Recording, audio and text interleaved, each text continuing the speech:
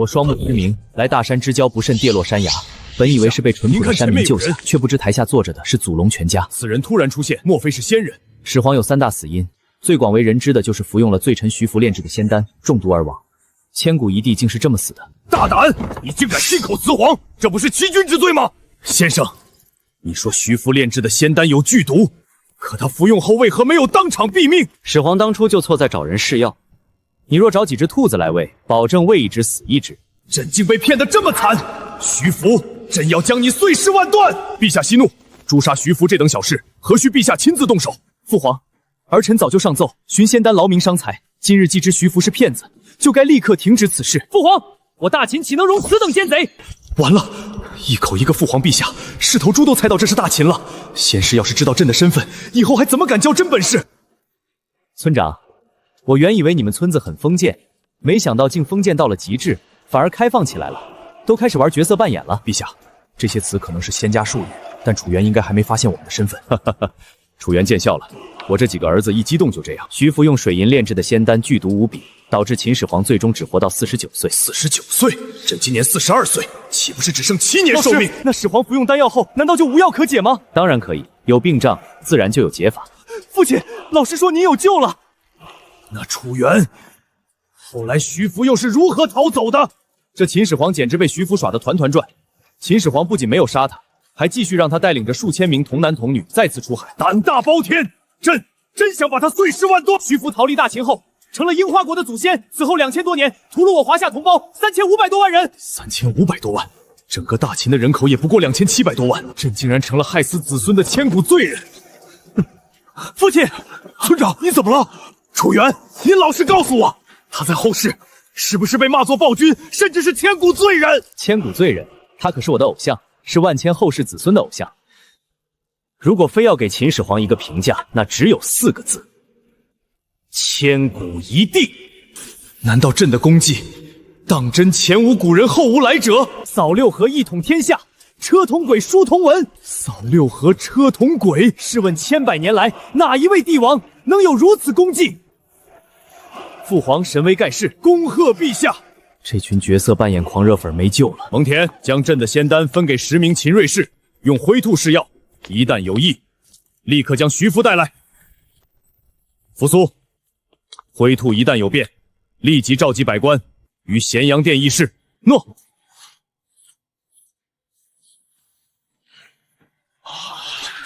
徐福来了吗？启禀陛下，徐福已到殿外。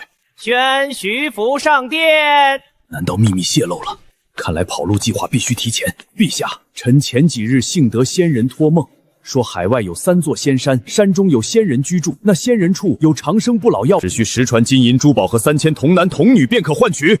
徐福，你竟敢用毒药炼丹，意图谋害朕！陛下，冤枉啊！还敢狡辩，给朕掌嘴！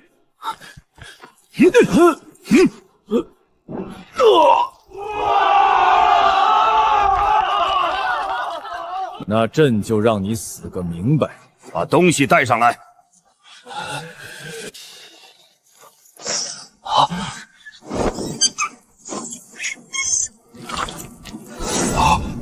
当场试药，完了！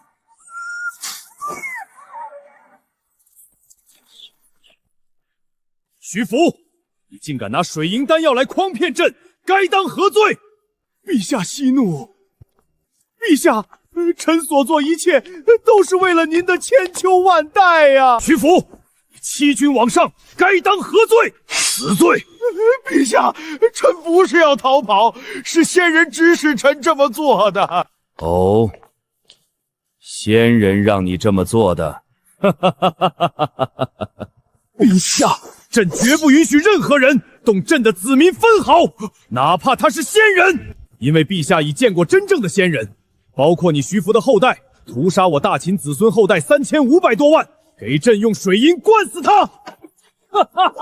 剁成肉泥，挫骨扬灰。后世之人称呼父皇，并非暴君，而是千古一帝。陛下诛杀奸佞，为民除害。我徐福怎么会败了？到底是谁？是谁泄露了我的计划？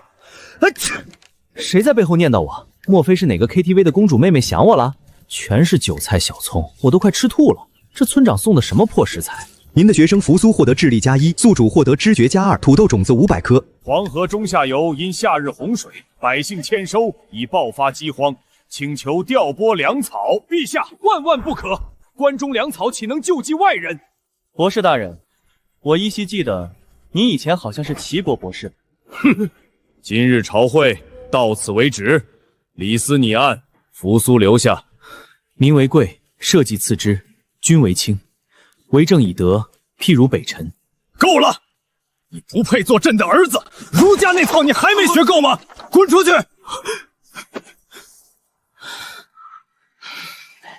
陛下息怒，龙体为重啊！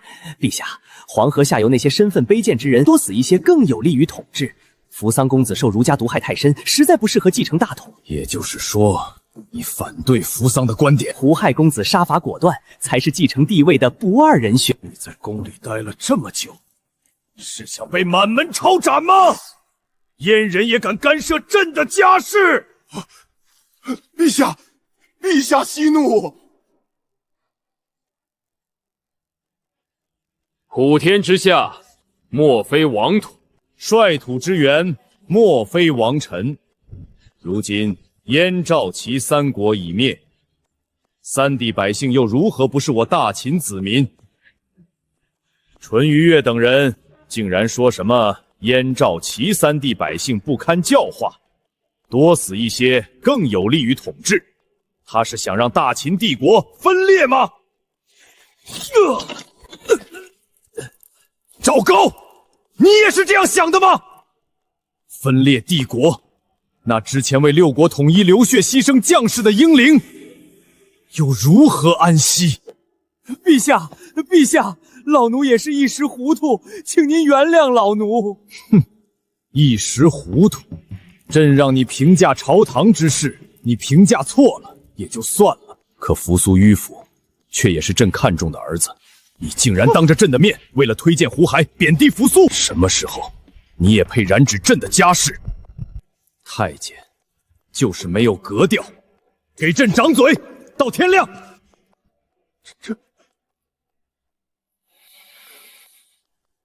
我怎么这么蠢？跟了陛下这么多年，竟然在这节骨眼上说错话。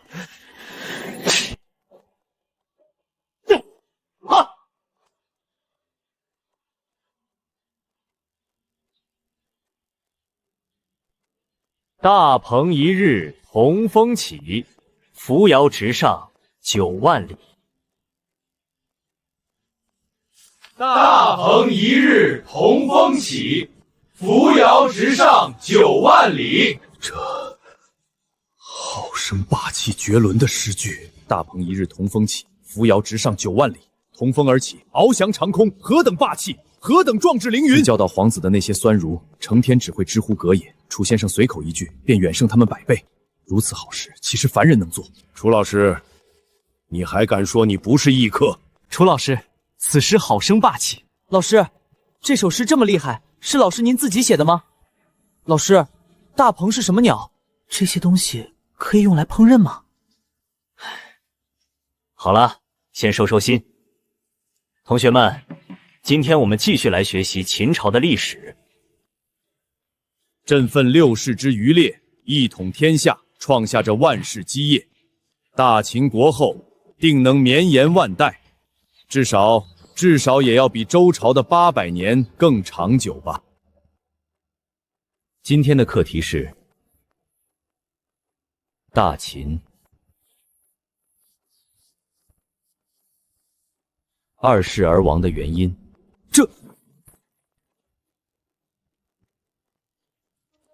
大秦2世而亡？是啊，大秦2世而亡。朕统一度量制，车同轨，书同文，设郡县，倾尽一生心血，才换来天下一统。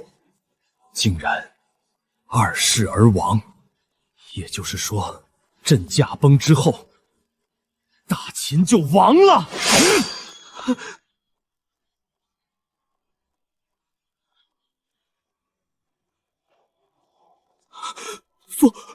父亲，儿子绝不会。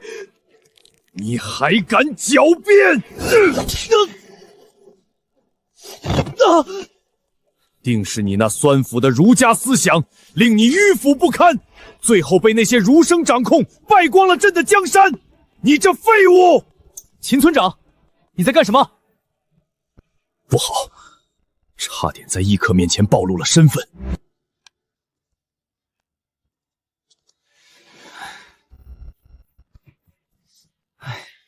你们 cosplay 也太上头了吧？怎么入戏这么深，把自己儿子打成这样？秦村长，你是我的救命恩人，我很感激你。但是你如果在课堂上随便打人，我以后可不能让你进我的教室了。这赵家村的人真是古板，天天玩角色扮演，还真把自己当秦始皇了。让儿子演扶苏，动辄打骂，简直不可理喻。楚先生息怒，是我冲动了，您继续。楚老师，秦苏这小子天天满脑子儒家思想，简直像是着了魔，就跟秦代那个扶苏一模一样。那个扶苏灭亡了大秦，他要是生在古代，也得灭亡了我老秦家。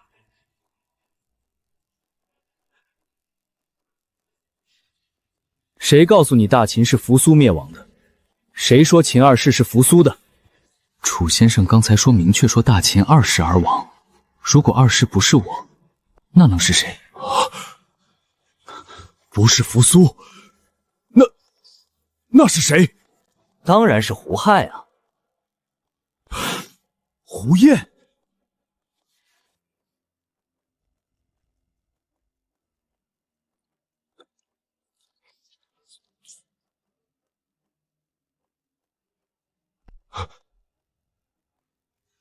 胡亥！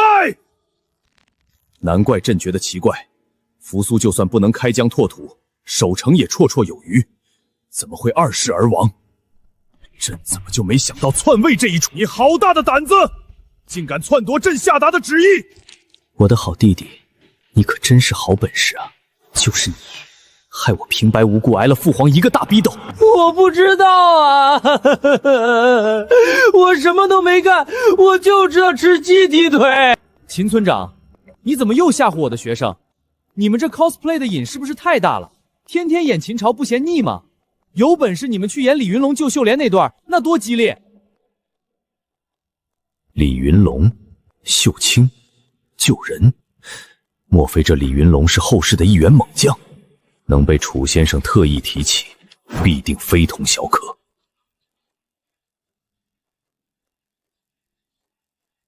楚老师，学生秦苏想不明白一件事。你说，始皇明明重点培养扶苏，按理说胡汉根本没有篡位的机会，胡汉到底是从哪里找来的机会啊？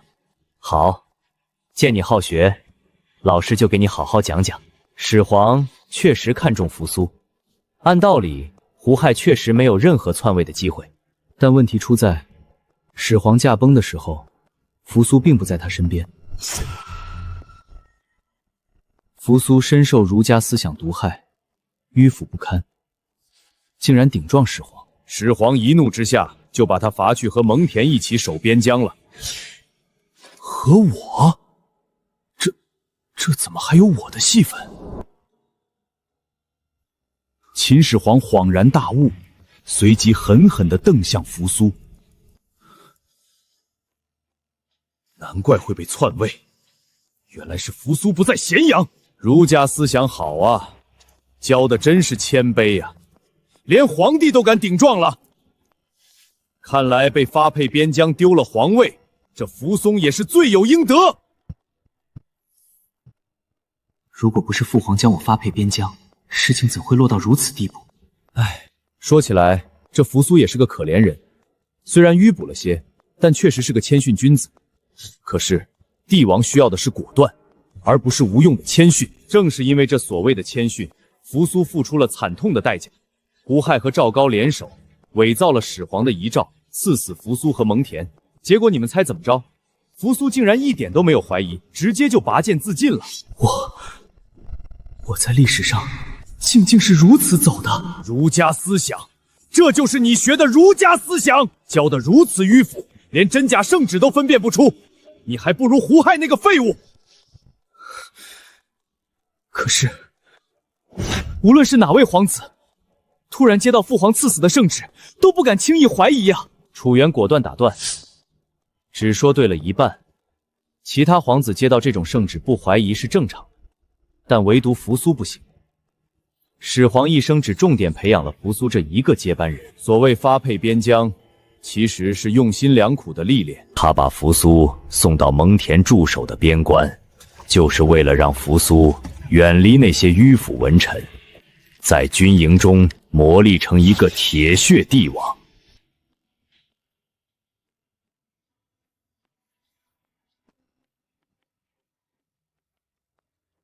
时代的洪流啊！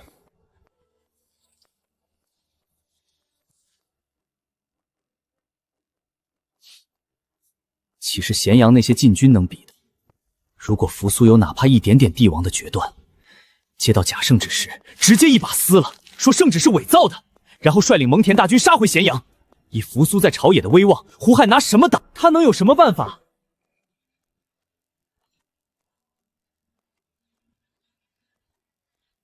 当时蒙恬也是这么苦苦劝说扶苏的，说圣旨极可能有诈。扶苏一死，蒙恬孤木难支，最后也只能无奈自尽。扶苏若不死，胡亥必败无疑。扶苏一死，大秦的命运就此尘埃落定。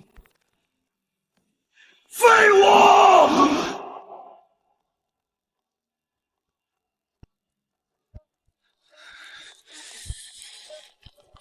这个扶苏，他到底都学了些什么狗屁东西？朕费尽心机，倾注了所有心血来培养他，只盼他能撑起大秦的江山。他竟如此愚不可及！扶苏难道就不能理解朕的苦心吗？朕怎么可能下旨杀他？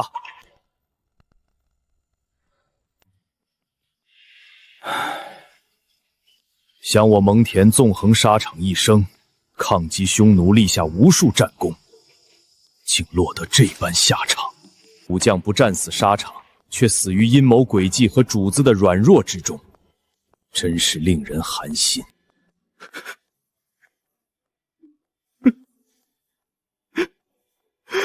父皇，蒙恬将军，我之前竟还心生怨怼，以为是父皇派我去边疆，才让胡亥有了篡位之机。原来这都是父皇的历练。只要我不愿意，胡亥根本赢不了我。是我那迂腐的思想害了自己，害了蒙将军。去他的儒家思想！我扶苏再也不学了。不过说到底，扶苏的死是他自己的性格造成的，但大秦真正的灭亡，全都要算在胡亥的头上。别！好啊，大秦二世而亡，祖宗的基业全都毁在你这个秦二世手里了。篡位也就算了，还假传圣旨杀我与蒙将军，你可真有本事！何止如此啊！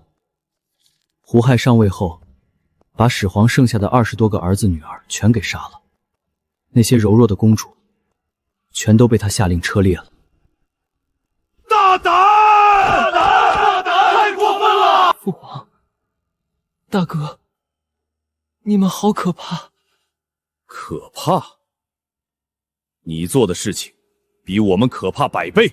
为了皇位，你篡改圣旨，坑害长兄，朕尚且能算你是为了权力，可你坑害其他兄弟姐妹，又是为了什么？竟然对亲姐妹施以如此残酷的手段，那可都是你的手足。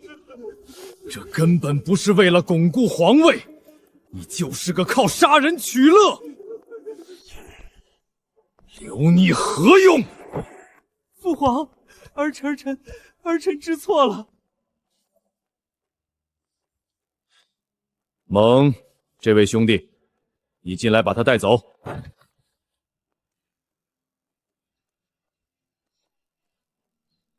走。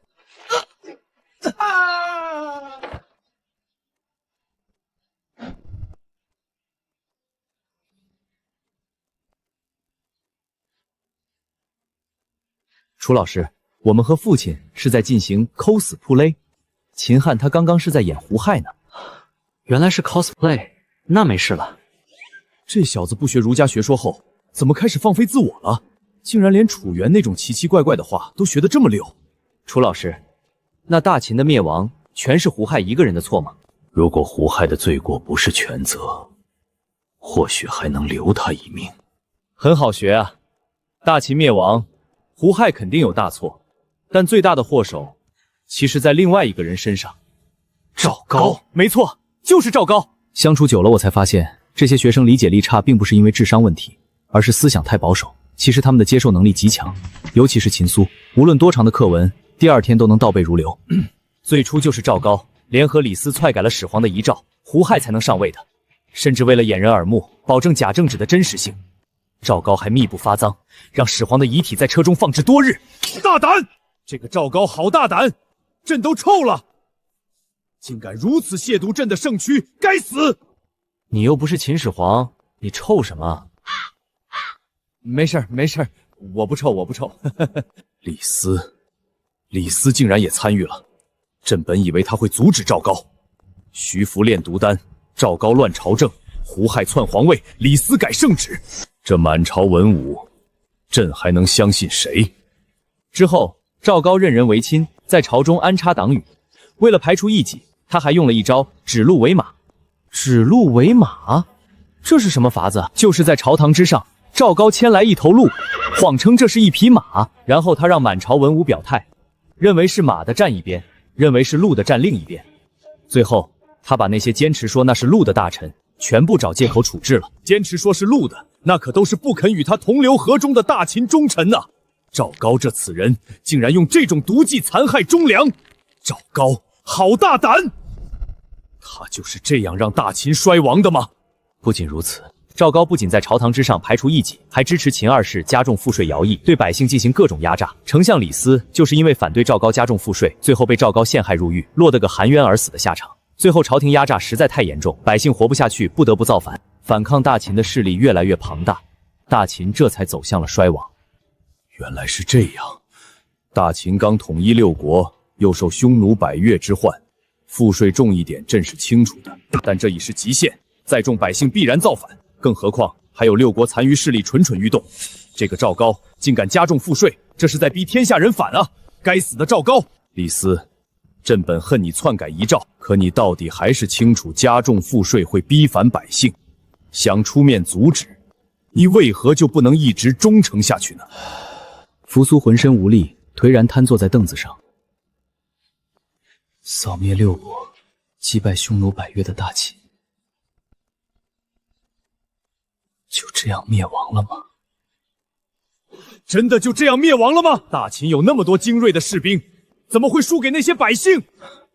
原因不外乎两点：第一，大秦士兵确实精锐，章邯、王罗等将领也确实能打，但是反抗军中也有不少能征善战之百。人生起落反复是常态，比如楚国的项羽实力极强，刘邦虽然出身低微，但也颇具将才。但更重要的原因是，还是赵高。章邯在前线与项羽死战，赵高却在后方盘算着等章邯打赢后就加害于他。章邯被逼无奈，只能投降。什么？一介阉人，竟敢祸乱宫廷，竟敢压榨百姓，竟敢背刺朕的大秦战神，该杀！该杀！秦二世得知各地叛乱四起，本想力挽狂澜，但当时赵高已是丞相，满朝皆是他的党羽，秦二世最终竟被赵高逼迫离世。之后赵高完全把持朝政，明面上立秦王子婴为帝，实则将其作为傀儡。大秦的江山彻底落入赵高这人手中了。朕的大秦万世基业竟被赵高这等小人糟蹋，搅乱朝纲，压榨百姓，背刺功臣也就罢了，他竟敢做丞相位，竟敢害胡亥。就算胡亥再过失，那也是大秦的皇帝，立傀儡，把持朝政，你还想当皇帝？朕回去定要将你严惩。楚老师，那赵高最后的结局是什么？难道他坏事做尽，最后还逍遥法外了？没有逍遥法外。当时刘邦即将攻入咸阳，赵高见秦军抵挡不住，便暗中想投靠刘邦。哼，结果还没勾搭成功，就被秦王子婴用计骗杀，依法处置。太好了，他总算是没有逃脱制裁。好什么？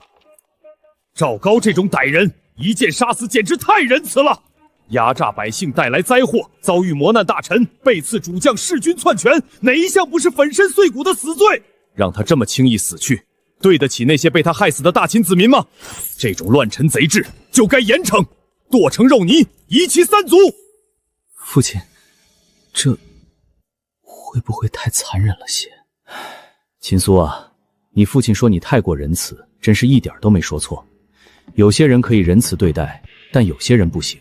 因为他们终究不值得仁慈相待，因为他们根本就不配做人。对待赵高这种丧尽天良的恶徒，任何极刑都不为过。人道是留给人的，不是留给畜生的。可是赵高都死2000多年了，现在咱们在这气破肚子也没用啊。多谢楚先生教导，大秦有救了。若无楚先生点醒，朕恐仍在服用毒丹，大秦必亡于赵高之手。朕绝不让大秦的遗憾重演。哎，你又不是秦始皇本人，你谢我做啥呀？算了算了，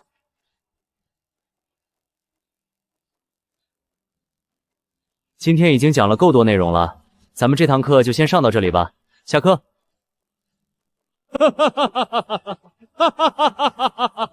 楚先生哪儿都好，就是这脑子转得有些慢。讲了这么久，竟然还没察觉到他身处的正是真正的大秦。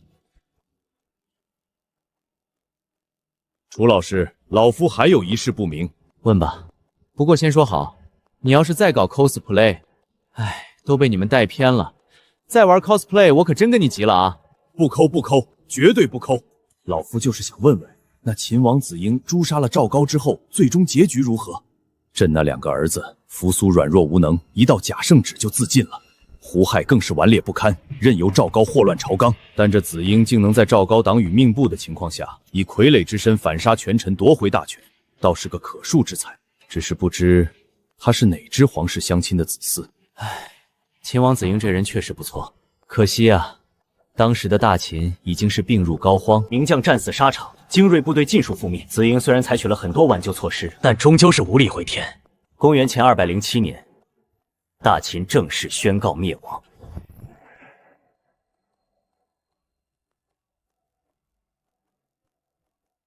公元前207年，楚先生说过，朕是公元前210年驾崩的。也就是说，朕死后仅仅3年，大秦就亡了。大秦公元前221年一统天下，国少竟然只有区14年，朕分6世之余烈，竟连周朝、商朝的一个零头都不如。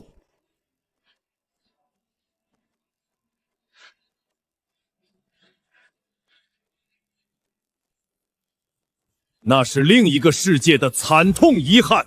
如今，我们既然已经预知了历史，就要亲手去改变它。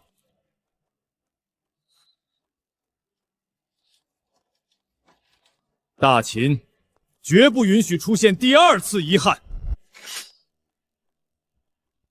大秦永远是不败的帝国。父皇，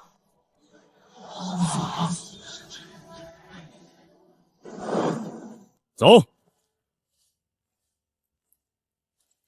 父皇这就带你们去杀赵高，杀赵高，杀赵高，杀赵高！碎尸万段！陛下最近越来越令人捉摸不透了。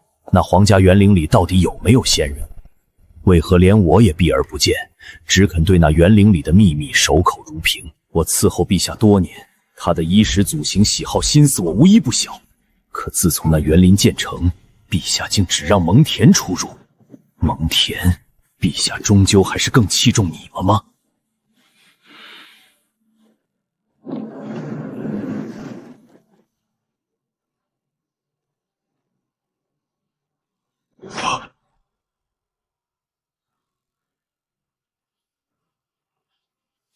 臣李斯参见陛下。老奴赵高参见陛下。哼。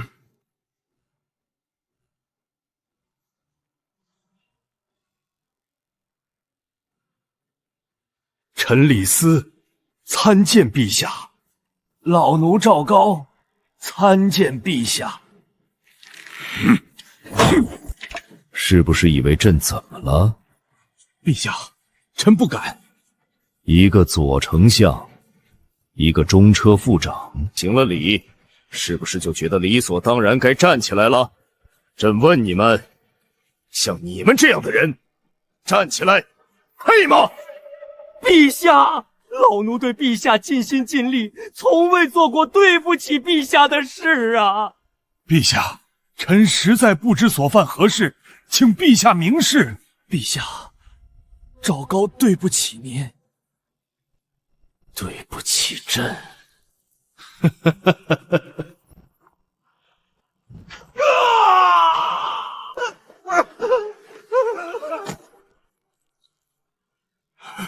陛下，这还问朕？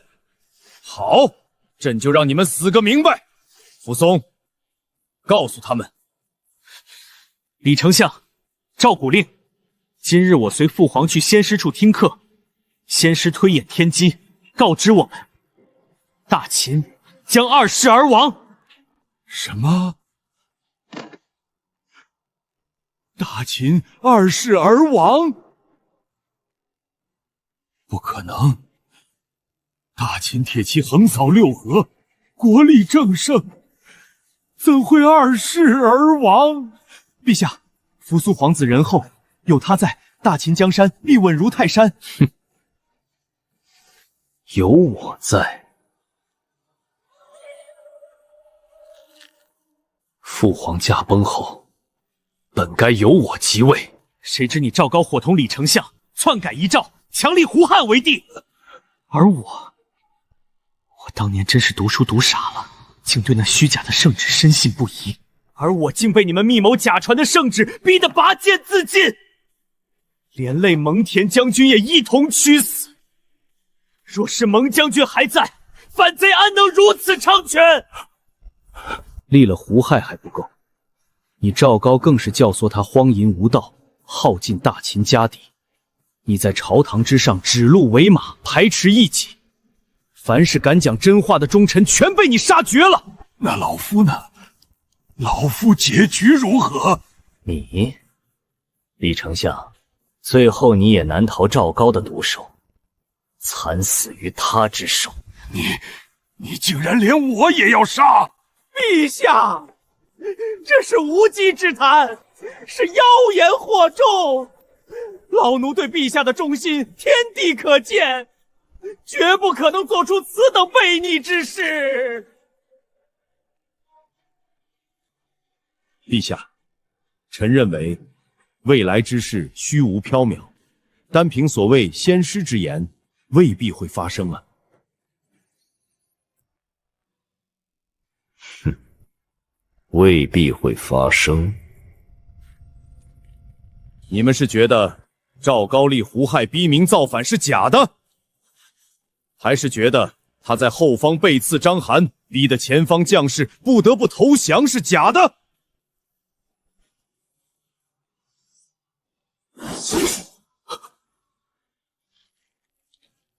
先师所言，每一件皆有定数。说，还有什么是真的？陛下，这一定是骗局。那徐福骗了您那么多年，根本没有什么仙丹，这世上也根本没有仙人啊！陛下怎能因为一个突然出现的所谓仙人，就怀疑跟随您多年的老臣啊？徐福那是丹药有毒，证据确凿，可这未来之事并无凭据呀。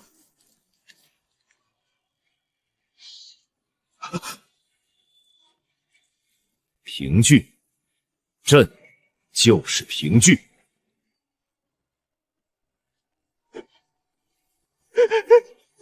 陛下，老奴服侍您这么多年，老奴的忠心您是知道的。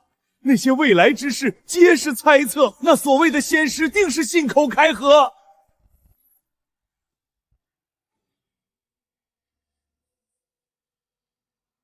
徐福之罪证据确凿，但这赵高未来的背叛，难道朕真的仅凭一人之言，便要斩杀老臣？陛下，若无凭无据便杀了老奴，会冷了多少大秦功臣的心啊！老奴冤枉，求陛下明察。赵高，还敢在此巧舌如舌！陛下，臣奉圣命搜查赵高府邸，已得确凿罪证。赵高此贼，狼子野心，死不足惜。说，搜到了什么？臣在赵府密室搜出大量其与朝中重臣勾结的往来密信。陛下，赵高的不臣之心，并非起于未来，而是早已有之。难怪朕驾崩仅3年，大秦便落入你手。原来在朕的眼皮子底下，你早已开始编织这张大网了。陛下，绝无此事。即便这些是真的，那也是未来的事，那是在虚夫活着、您驾崩的前提下才会发生的。如今虚夫已死，陛下春秋鼎盛，那些事绝不会发生。那新出的仙人，定是妖言惑众的妖道。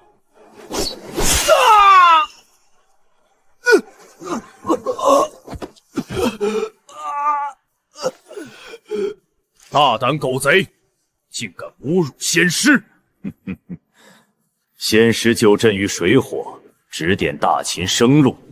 你这阉人，竟敢污蔑仙师清明！父皇，此贼该如何处置？他怂恿胡亥假传圣旨，逼死扶苏，为了稳固西夏20余名子女，尽数屠杀。你们每个人都与他有不共戴天的血海深仇，你们说该怎么办？杀！赵高该死！杀了他！蒙恬，臣在。诸位皇子，请接见。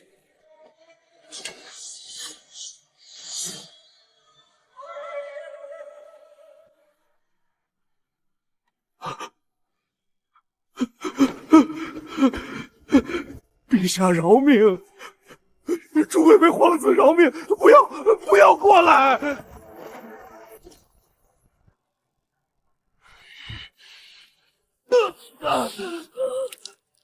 报仇吧！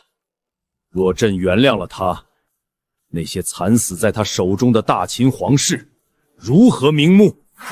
杀！我不过一介阉人，竟妄图谋反。始皇乃真龙天子，我怎敢造他的反？更不该辱骂那位仙师。辱骂仙师，怕是下了地狱也要永世不得超生。秦子英，朕本想让你给他一剑图个痛快，但对他这种人，这种死法才是他配得上的。蒙恬，彻查赵府，凡与赵高勾结之亲信仆人，一律诛杀。末将领命，朝中党羽，查实一个杀一个，除恶务尽。诺。我以前竟如此愚钝，死守着那些腐朽的人的儒家学说，险些把命都守没了，甚至还屡次顶撞父皇。我不配为皇子，唯有父皇这般杀伐果断，才是真正的帝王之道。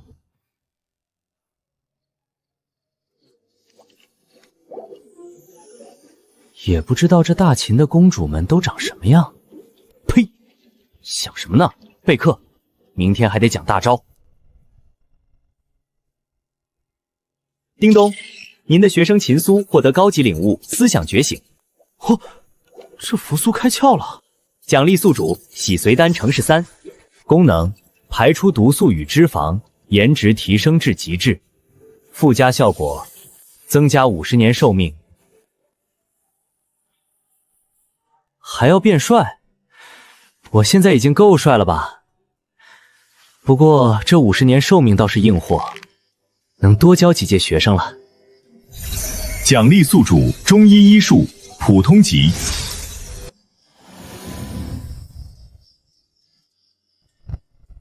脑海中飞速掠过人体穴位图、经络图、无数药方和针灸手法，如同雕刻般融入意识。这种程度，居然只是普通级，这手法，这药理，简直比行医几10年的老中医还要精湛。以后要是能回村开个第一人民医院都绰绰有余了。叮咚，恭喜宿主获得锻造全套刀具之术。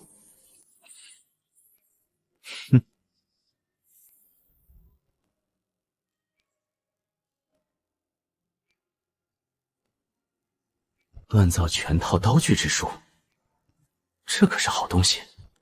这时代的刀剑，砍个骨头都能崩出口子，简直比豆腐硬不了多少。有了这手艺，我先给自己整一套神级菜刀。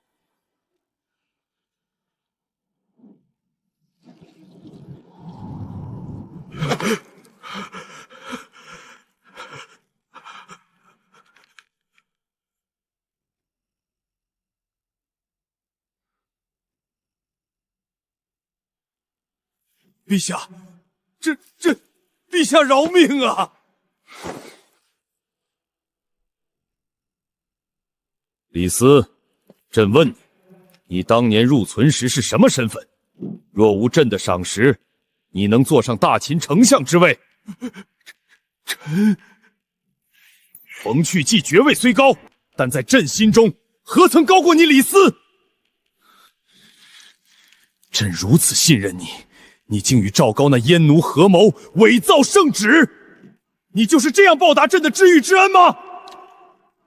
陛下，臣知罪，臣也是一时糊涂。一时糊涂，背叛朕的人都该死。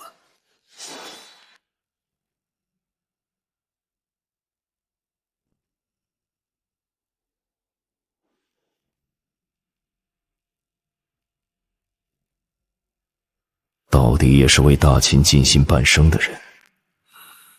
蒙恬，把李斯先收押吧，暂停他所有事务，由冯去计暂代丞相之职。才。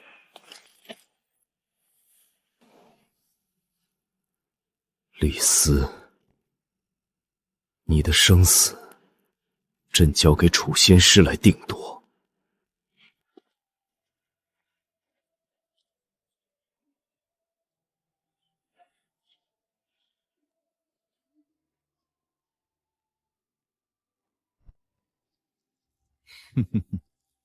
秦子英，过来。陛下，在宫里住的可好？每月的利钱可够使？每日饭菜是否合我胃口？回陛下，都好。教书的先生博不博学？房里的侍女可还听话？若有不顺心的，直接告诉朕。我父亲在父皇面前都不受宠，怎么今日父皇对我如此照顾？来，子英，随朕进去。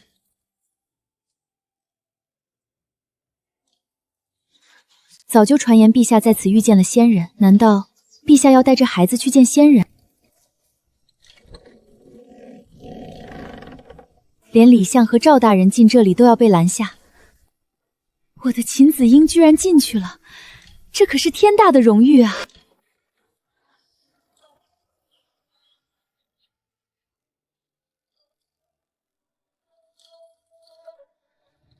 仙人真的住在这里吗？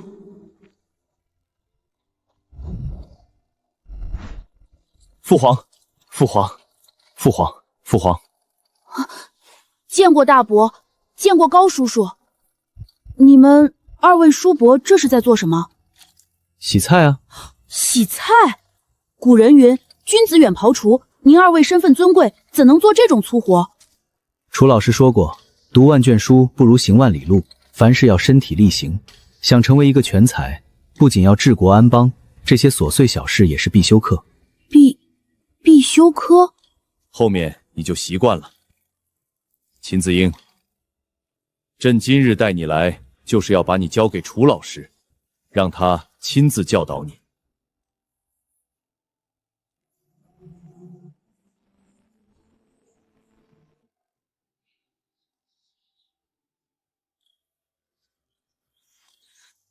秦村长来了。村长，他叫父皇。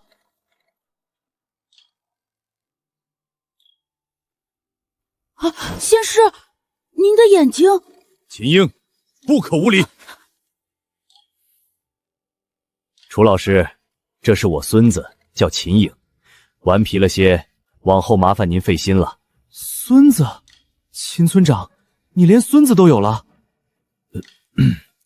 是。你今年才41吧？孙子都这么大了。不过也对，你家里20多个儿子，早生贵子也是正常的。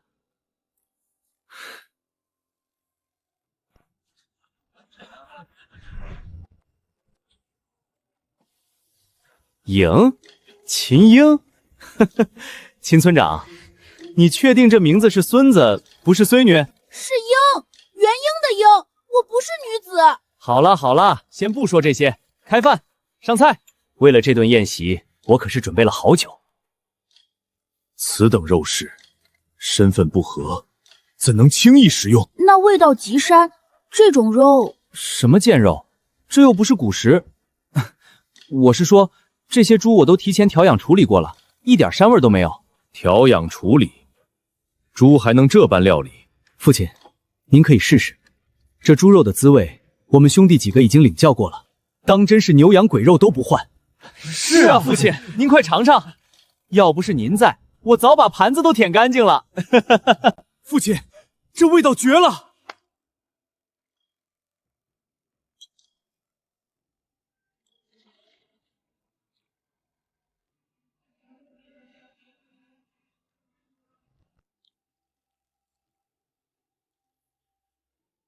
鲜香软糯，毫无膻气，这口感竟比御膳房的珍馐还要胜出100倍。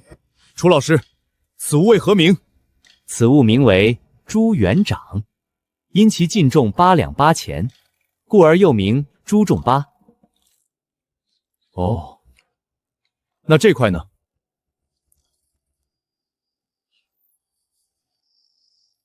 猪标。此物呢？猪油煎。这个呢？这个呢？猪地。好吃，太好吃了。好，我决定了，以后这猪肉便作为我们接待外宾的最高礼仪菜。行吧，咱们这小村子还能接待什么外宾？楚原并不知道，这里并非什么偏远小村，而是大秦的心脏咸阳宫。他更无法预料，多年后的秦始皇真的会用这道菜去接待一位来自后世的客人——大明开国皇帝朱元璋。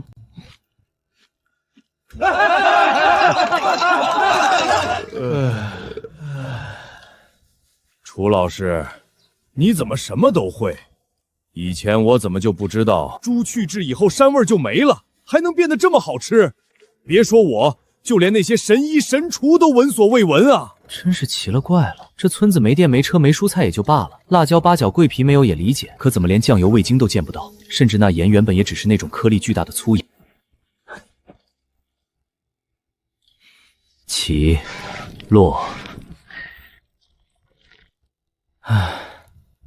无奈的用猪油炖菜，这算什么美食？调料不够，甚至连口炒菜的锅都没有，只能这么凑合着炖。这还叫凑合？这真是我这辈子吃过最好的食物了！那些宫里的厨子简直就是废物，研究了一辈子，竟然比不上楚老师随手一做的贱肉，回去就把他们全裁了。你们要是想学，我可以教你们。真的吗？这个也能教？老蒙，你去和楚原仙师学学，怎么给猪去腥。什么？怎么有意见？村长，我老蒙别的不说，在大秦好歹也是，那也是响当当的人物，让我去学阉猪，这种事儿还不如把赵干那俗从地里挖出来，他最擅长这个。怎么，让你去学这个有什么不可以？在你眼里，我楚原的性命，难道是什么卑贱的行当吗？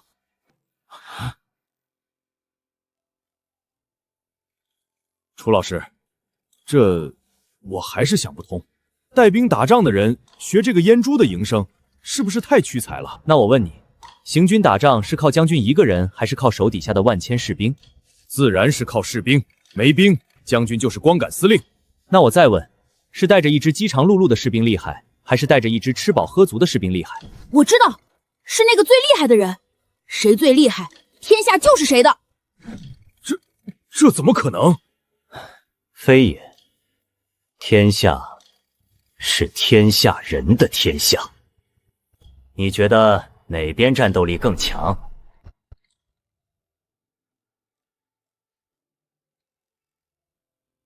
是了，匈奴人。那些胡人虽然穿得破破烂烂，从不耕种，却靠养殖牛羊，整日食毛饮血，个个身强力壮。而大秦的士兵，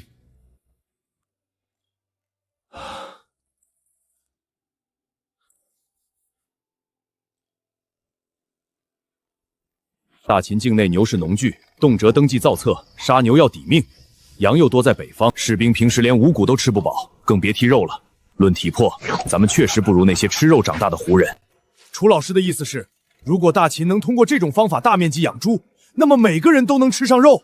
没错，自古游牧民族战力强悍，根源就在于蛋白质摄入。只要中原百姓和士兵也能普遍吃上肉，基础战力的差距就能被抹平。明白了，彻底明白了。老蒙，现在你还觉得楚老师让你学这个是大材小用吗？不敢，再也不敢了。这哪是阉猪啊，这是在抢我大秦军威。楚元先师，请务必教我这门光辉的手艺。那些死在战场上的兄弟们，将军，若是能吃饱些，我定不会输。我这辈子都没吃过肉啊。是我对不起他们，楚先生，请您教我。我教你就是了，快起来，别激动。想必你是记起往期战友了。不过光吃猪肉可不够，还得营养均衡。嘿，说你们呢？去厨房把那盆土豆炖鸡端上来。哦。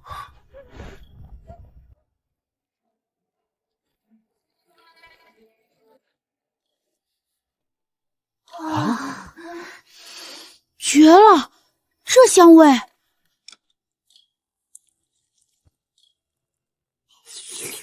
鲜滑软糯，这鸡肉怎会如此好吃？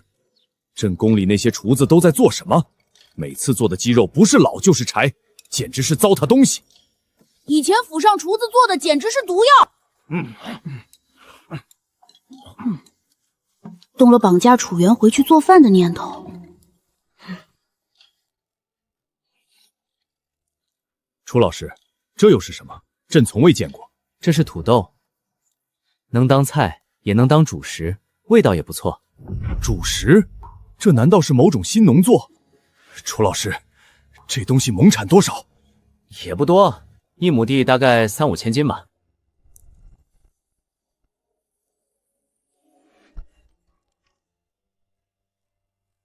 多少？1亩3、5千斤？这是神迹吗？楚先师，你告诉我，这是真的对吗？这土豆真的可以亩产3、5千斤？仙师都叫上了，你们是不是从来没出过大山，与世隔绝啊？收成差的话，2000斤吧；要是收成好，种植得当，5000斤没问题。这怎么可能？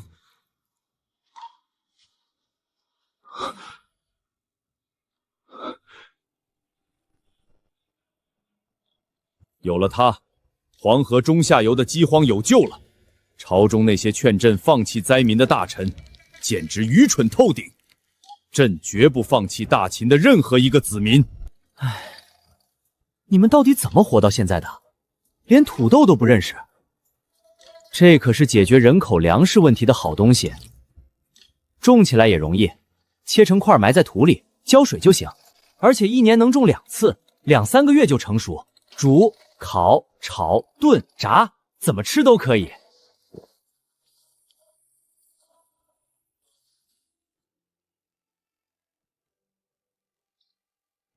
不过，你们连这常识都没有，我真怀疑自己是不是穿越到古代了。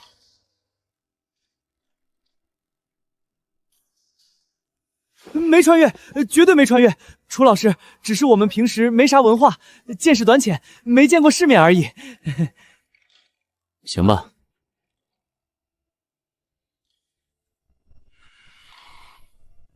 楚老师，你这土豆手里还有多少？还有400多个吧？怎么，你要啊？要的话都给你吧。多谢楚老师。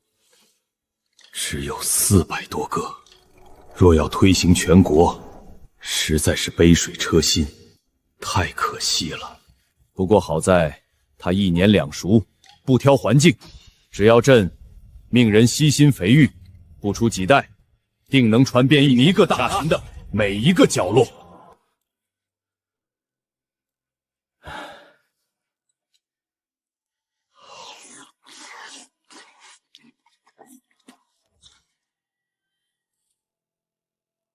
老蒙啊，以后养猪的事儿交给你负责，这试种土豆的差事也一并由你担着吧。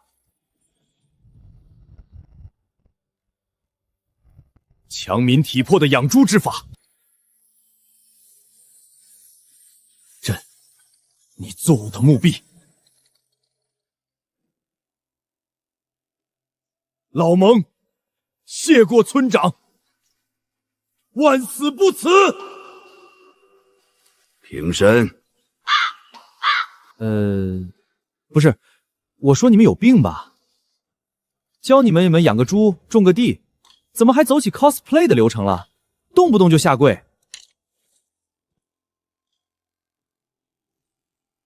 等土豆种满田野，猪肉分发百姓，我大秦瑞士必将个个强壮如牛。到那时，定要将那帮匈奴蛮子打得鬼哭狼嚎。昔日朕一统六国，皆因这天下人字写法太多，可受限于粮草后勤，匈奴反越未能尽除。如今有了这亩产2000斤的神物，大秦人口扩张10倍指日可待，灭匈奴平百越易如反掌。这偌大天下，目之所及，皆要插满我大秦的黑龙旗。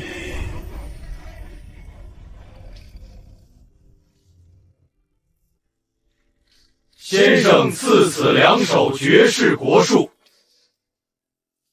我等感激万分。给几个土豆也成绝世国术了，你们戏真多。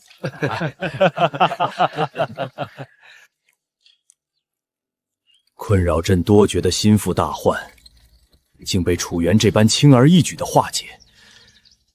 幸好当初留下了他，天佑大秦呐！朕怎么没力气了？陛下！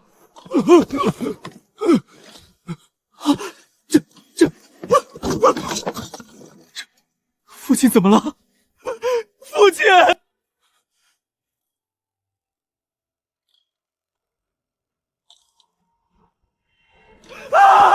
父皇！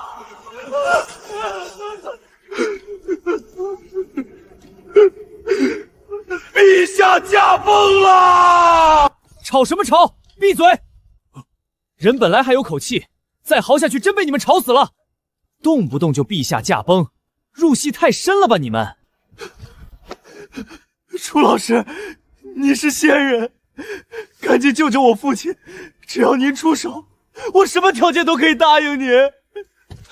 楚先生，我也是，哪怕要我这条命都可以。滚一边去！2个大老爷们在这跟我扯什么？我不搞基。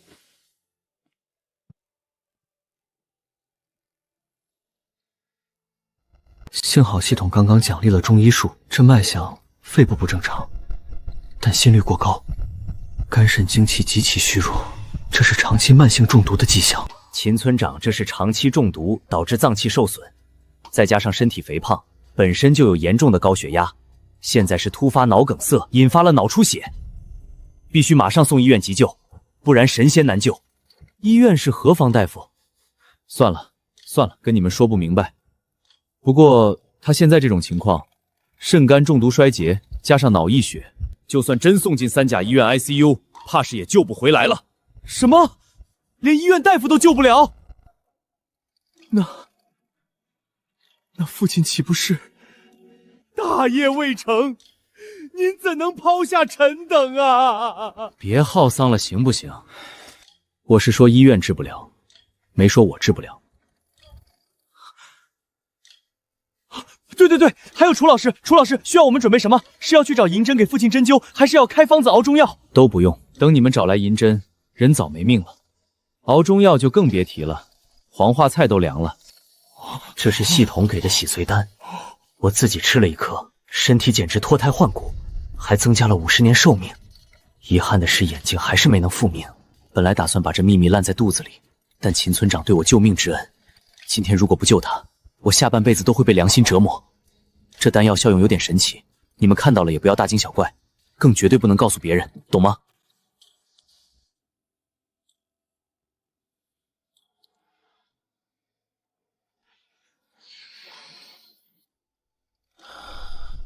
父皇有气息了！果然是仙丹，真乃仙家手段。别吵，药效刚发作，别打乱了效果。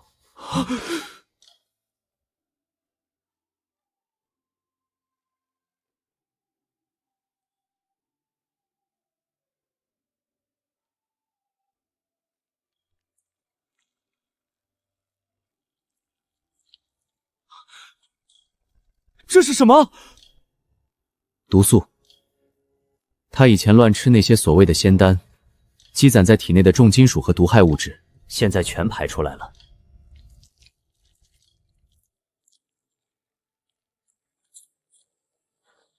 脂肪。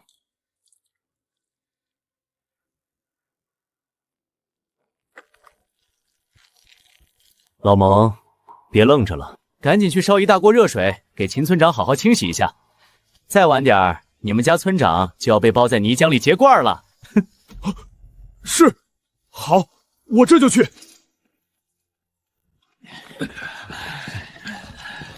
啊！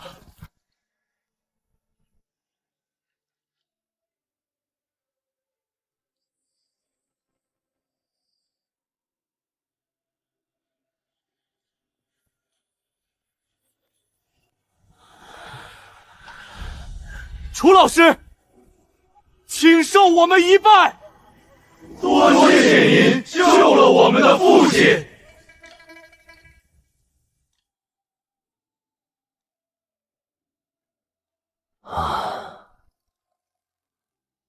起来吧，我救的不仅是你们的父亲，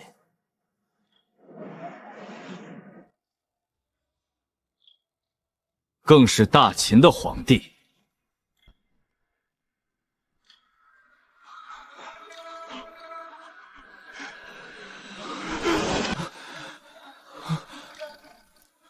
楚老师，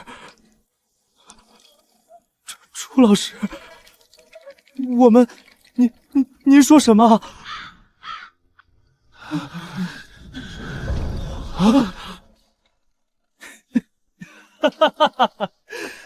我说什么？难道你们不明白吗？你们这些学生还真离谱，入戏太深了吧？装的还真像，这世界哪来的穿越啊？天天玩 cosplay， 还真把自己当古人了。就算我有系统，穿越这种事也太扯了。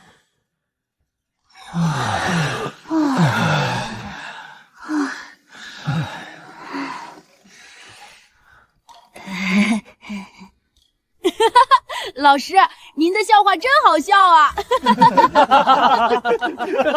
笑死我了！对啊，太好笑了！你们真的在笑吗？我只是眼睛看不见了，耳朵没聋。这帮家伙什么时候教过他们撒谎了？撒谎也撒得真实点啊！哪怕你们说给为师带了个女人来，我也能开心开心。为人师表，不能瞎想。父亲好了！啊！父皇！父皇！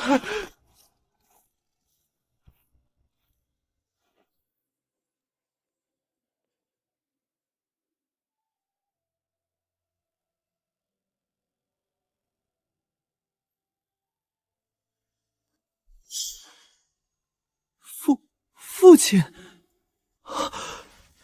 您真的是父亲？真的是父亲！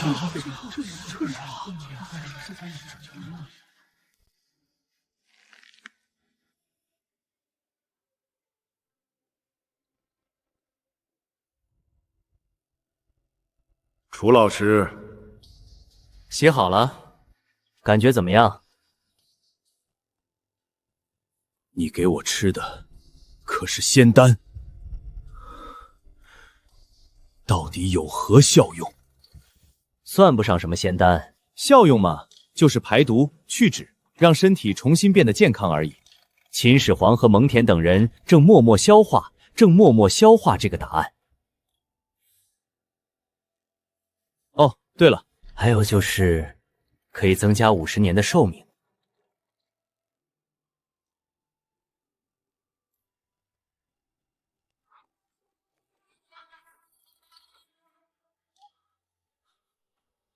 什么？增加50年的寿命？楚老师，你还敢说你不是仙人？不要乱说，此物效果特殊，希望大家务必保密。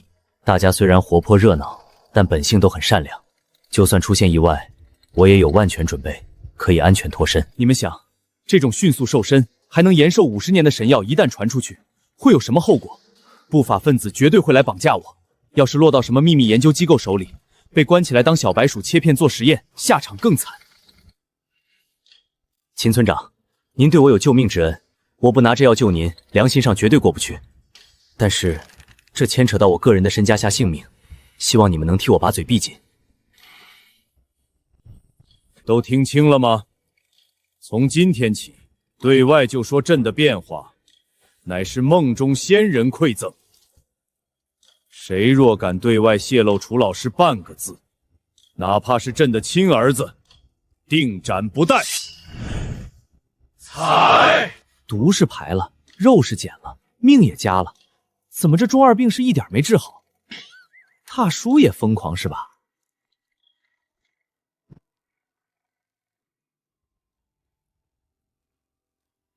楚老师，趁此机会，我还想请教您一个问题。哦，什么问题？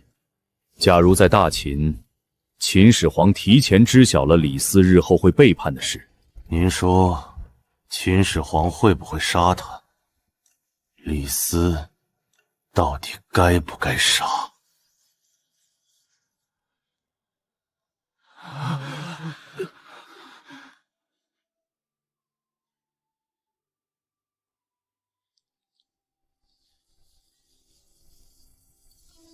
一片死寂中，所有人把心提到了嗓子眼。大秦帝国当朝丞相的生死决断，此刻竟实碎于这个盲人青年的一念之间。李斯，该杀吗？杀了李斯，大秦拿谁去治理国家？杀了李斯，指望冯去计、淳于越那些人能治理好大秦吗？大秦暂时是离不开李斯的。退一万步讲，李斯为何谋逆？那是因为始皇驾崩了，压不住他了。只要始皇活着，就能永远死死地压住李斯，那李斯自然也就不存在什么谋逆之心了。对啊，朕如今服了仙药，平添50年寿元，绝对比李斯活得长久。只要朕还在一日，李斯岂敢有半点异心？他只能生生世世为大秦效死。朕替李斯谢过仙师了。秦村长，你又不是真始皇，你替他谢什么？而且你成天跟我演这些，就不怕我真把这里当成秦朝了？不怕，反正朕就算说了这里是秦朝，你也不会信。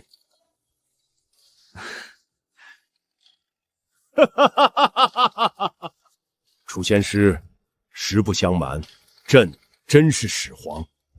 从今往后，你就是大秦的太子，不，大秦的国师。彻底摆烂了是吧？行行行，你开心就好。这大叔真是入戏太深，这角色做扮演还演上瘾了。楚老师，既然如此，我还有一个问题想请教。问吧。皇子胡亥，该不该杀？李斯有治国之才，留之有用。可胡亥那个蠢货，除了吃喝玩乐还能干什么？但他终究是朕的亲骨肉，若真要杀胡亥啊，其实单论个人能力，胡亥确实差了些，但是如果对比性格，胡亥却比扶松要强得多。扶苏做皇帝，信奉儒家学说，性格过于仁慈软弱，真让他上了位，恐怕会成为那帮儒家酸腐文人的玩物。别说铁腕治国了，就算在朝堂上被大臣当面顶撞，他恐怕连杀个人的胆子都没有。要是匈奴大军压境，百越人杀到门前，以扶苏那种仁慈的性格，为了息事宁人，说不定连割地求和这种事都能干得出来。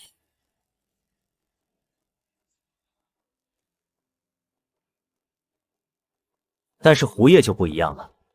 胡业后来虽然昏庸无道、滥杀成性，但很大一部分原因是受了赵高的唆使和蒙蔽。假如没有赵高，而是由始皇亲自带在身边教导呢？皇帝这个职业最需要的就是杀伐果断。胡亥虽然现在像个混世魔王，但他骨子里勉强有这种敢杀人的影子。只要把他的性格扭转过来，未必不能成为一个有手段的君主。原来如此，从一个连杀人都不敢的仁慈之君，变成杀伐果断的帝王，难如登天。但要把一个敢滥杀无辜的皇子调教成杀伐躲绝的明君，却有迹可循。明白了，明白了。看来日后不仅要让楚老师好好教导胡亥，朕自己也得把他盯紧了，亲自雕琢这块顽石。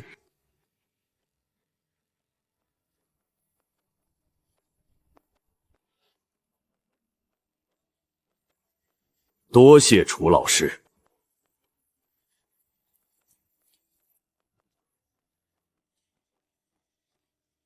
今日这一行，当真是收获颇丰。去世猪土豆乃强国之基，仙丹排清毒素，平添50年阳寿，更让朕明悟了驾驭李斯、调教胡毅的帝王之术。楚元，定是上天派来振兴大秦的真神。蒙恬，臣在。皇家园林周围一共布置了多少甲士？启禀陛下，一共布置了500甲士，500精锐甲士的护卫规格，大秦任何一位重臣的府邸，甚至连始皇的寝宫前都不曾有。不够，远远不够！传令下去，将皇家陵园周围100米内的所有建筑全部拆除，就地设置军舍。陛下，这调集3000精锐铁甲，日夜守备皇家文林，由你蒙恬亲自率领，寸步不离。若是先师被旁人惊扰分毫，朕唯你是问。3000，诺，臣领命。众皇子面面相觑，满脸骇然。3000铁甲在战国时期足以覆灭一个小国，如今父皇竟只为守护这小院里的一人。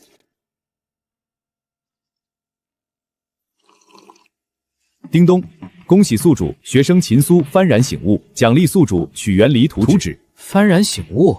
又不是刚刑满释放，用什么幡然醒悟？再说了，给我曲原离图纸干嘛？我知道他比唐代以前的职员离先进，能深耕，还省牛力。但我一个现代人，白天又不下地干活，要耕地那也是晚上耕啊。叮咚，您的学生储备提升了，恭喜宿主获得统车图纸。统车？不就是自动水车吗？日夜浇灌不用处理。我真穿古代了还是怎么的？给我这些老姑做什么？哎，真想让我抽水浇地，直接给我发个增压碰不行吗？叮咚，您的学生秦英知识获得提升，恭喜宿主获得奖励，辣椒种子 X100。叮咚，恭喜宿主获得黄瓜种子 X100。叮咚，恭喜宿主获得茄子种子 X100。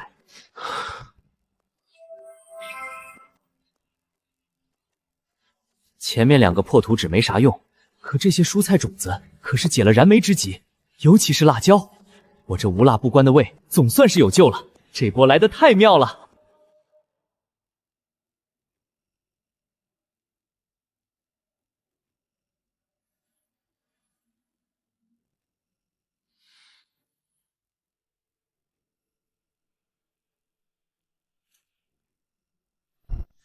启禀陛下，李斯带到。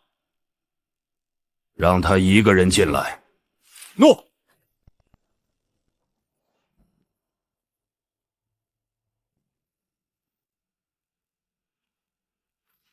臣李斯参见陛下。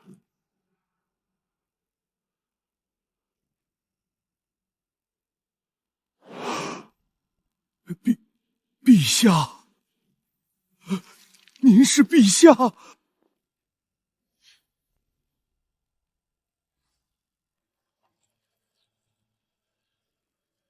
怎么，李斯不认识朕了吗？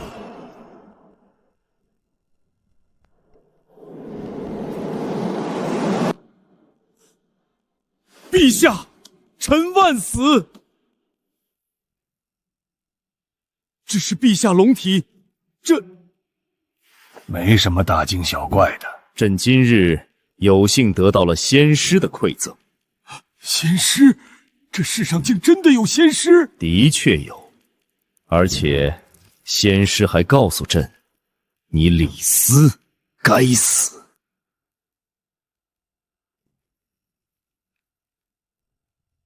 死？我真的要死吗？就因为仙师的一句话，我为大秦鞠躬尽瘁。陛下竟真要杀我！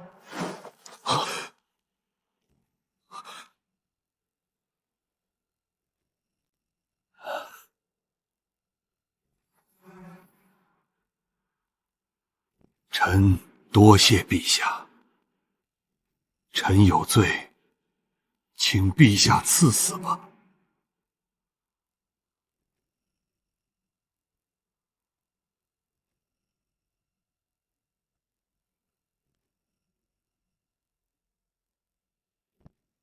朕今日拜访了仙师，仙师说你李斯不可杀，大秦的发展离不开你李斯。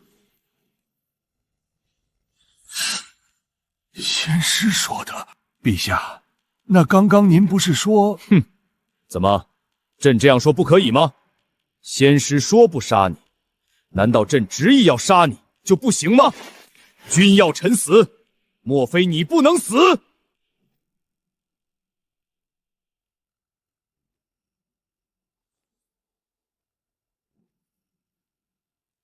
刚刚不过是朕对你的一个测试。如果你和赵高、徐福那般，听闻死罪便气急败坏、破口大骂，那这个测试你就没通过。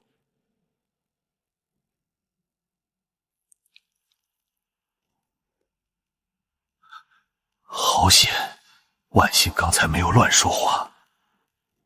徐福和赵高的下场就在眼前，那种生不如死的滋味。我李斯虽看淡生死，但若能活，谁又想死？臣叩谢陛下不杀之恩。哼，谢朕却不提仙师。李斯啊，李斯，你终究还是不信这世上有仙师。你是不信朕的话呀？看来还得再敲打敲打。李斯，仙师说了，大秦的发展离不开你，你的能力确实很强。但是，朕不希望你将这能力当作肆意妄为的吉兆。记住了，如果你日后真的做出仙师预言的那种篡权乱政之事，朕就是拼着大秦发展倒退30年，也要亲手取了你的首级。这天下没有任何人可以威胁朕。陛下，臣绝对没有任何反叛之心。李斯余生定当为陛下尽忠职守，粉身碎骨，万死不辞。太可怕了！这股力量，只要始皇还在位1天，我李斯绝不敢有半点异心。蒙恬，把东西拿出来给他看看。才。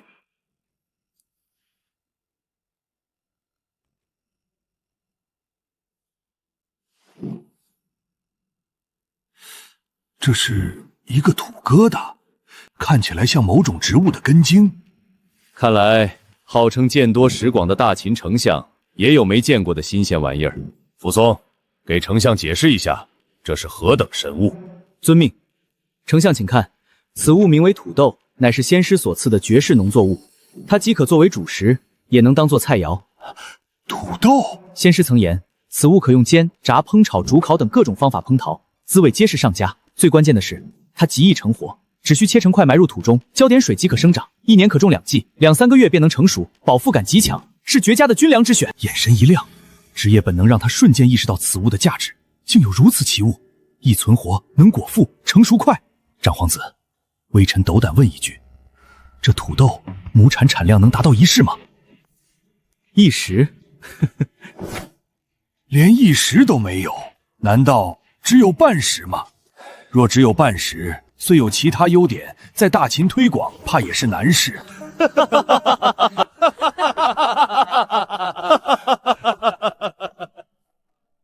难道连半石都没有？若真是如此，这土豆恐怕难以在全国。别逗李大人了。李大人听好了，这土豆的产量不是1石，更不是半石。若遇像年景不好，1亩可产20担的样子；若是年景好，1亩可产50担。什么？最低20担，最高50担。大秦最肥沃的良田，1亩地撑死也就种植100多斤的粮食啊！这土豆是以千斤、数千斤来算的，这怎么可能？三观尽毁，简直荒谬！丞相不用怀疑，起初朕听闻这个数字时也不信，但这是先师亲口所说，绝不会有假。若在以往，谁敢报上这种产量，我必治他个欺君之罪。可看着陛下如今这般返老还童的模样，竟让人无法不信。若是真的种出几千斤的产量，大秦的饥荒将瞬间化为乌有。大秦帝国将会庞大到何等恐怖的地步？你先别忙着震惊，这还只是一件。蒙恬，给丞相看看那个东西。才。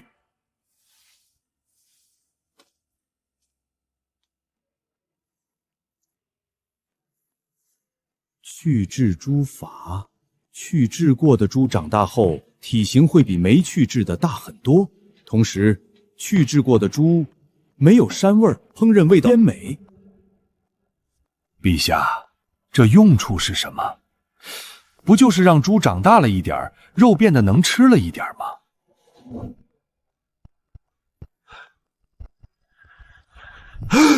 等等，肉，无穷无尽的肉，可以用来强健我大秦帝国士兵的身体。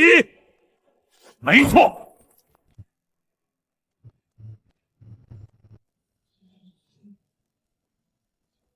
以前那些匈奴人大块吃肉，身体精壮如牛，我大秦将士在苦寒之地与之交战，往往在体魄上苦不堪言。但如今有了此法，我大秦将士也能顿顿吃肉，身体强健如虎狼，区区匈奴又有何惧？先师赐法，天佑大秦。一股前所未有的雄心正在朕的心胸中激荡。没有这些仙家神物之前，朕凭借凡人之躯灭了6国，如今有了这些，全天下都要掌握在朕的手里。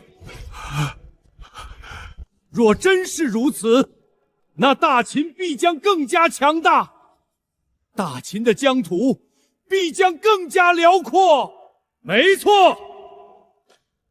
朕要打下一个大大的疆土，让这天下的每一寸土地都照耀我华夏之光，这天下都应该是华夏的天下。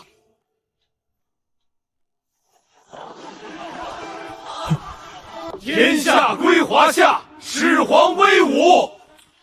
天下归华夏，始皇威武！天下归华夏，始皇威武！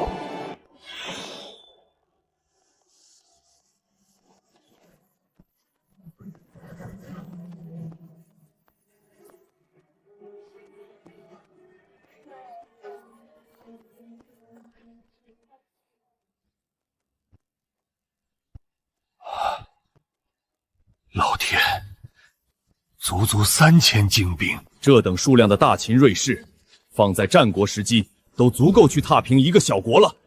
陛下竟然将他们全部驻守这里，仅仅为了护卫这座园林。这位先师在陛下心中的地位究竟高到了何等地步？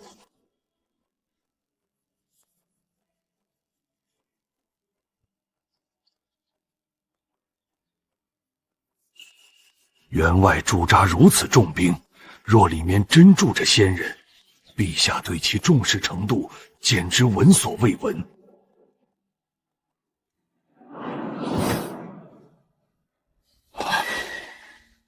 陛下，这是何物？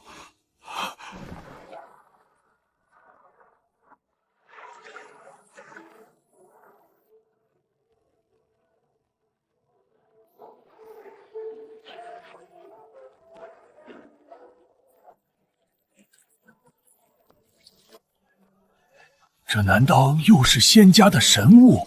我大秦虽也有水车，但皆简陋落后，计水少得可怜。可眼前这尊庞然大物，竟能源源不断自动浇水。若用于农田，百姓再也无需抱着陶罐苦苦汲水，省尽人力，又能浇灌万亩农田。这是划时代的千秋之功啊！到底是谁发明的？你们在那儿大呼小叫的惊讶什么呢？这就是个普通的水车。普通的水车？您管这夺天地造化的神物叫普通的水车？如此惊世骇俗之物，在他口中竟只是一句普通？莫非此人真就是那仙人？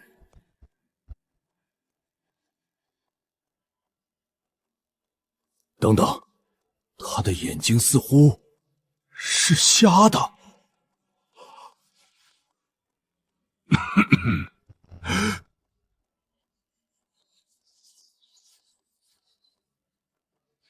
楚老师，您又弄出来这种先进的东西，我是真又开眼了。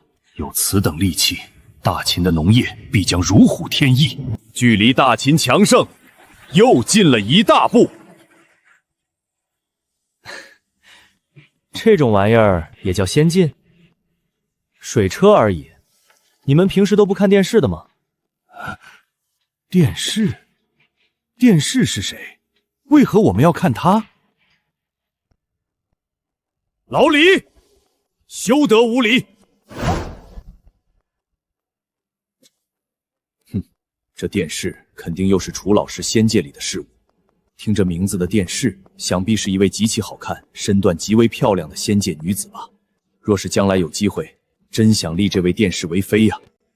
那个，既然你们觉得这玩意儿先进，那这样吧。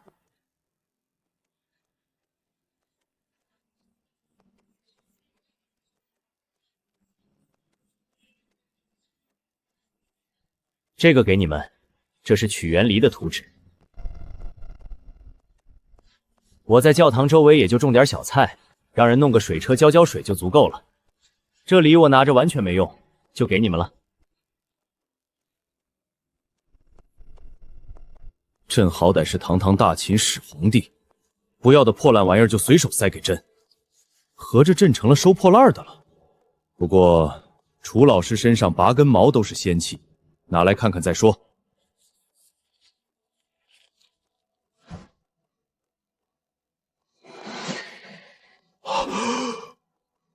什么？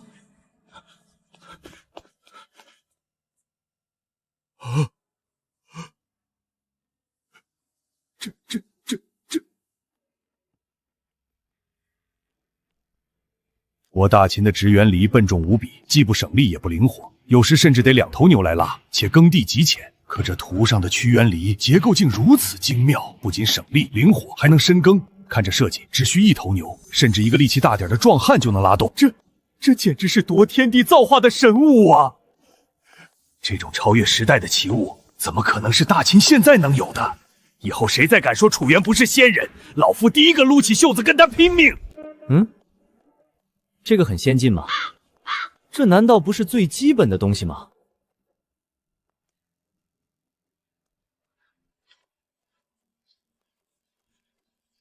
对，这是最基本的，最基本的。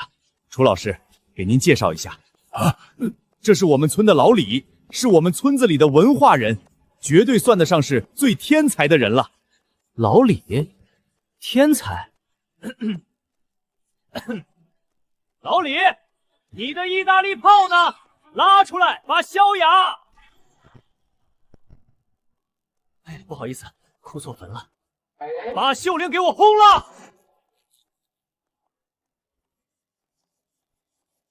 什么老李？什么一老力炮？萧雅又是何人？为何又要轰了秀琴？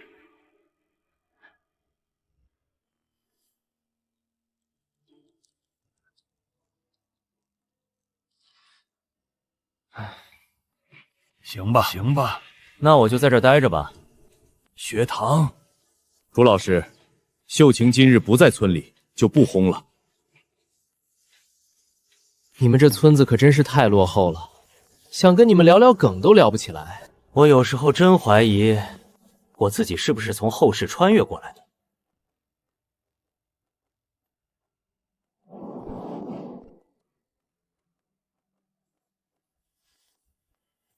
楚老师，其实我一直很好奇，您之前总跟我提到后世，大秦之后，那后世究竟是怎样的一番光景？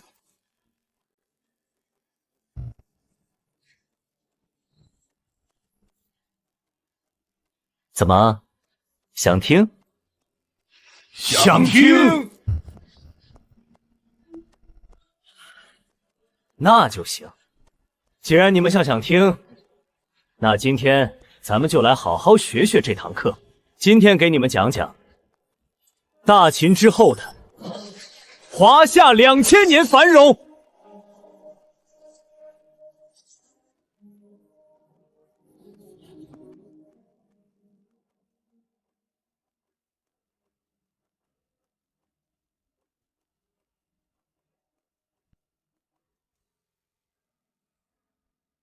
楚元，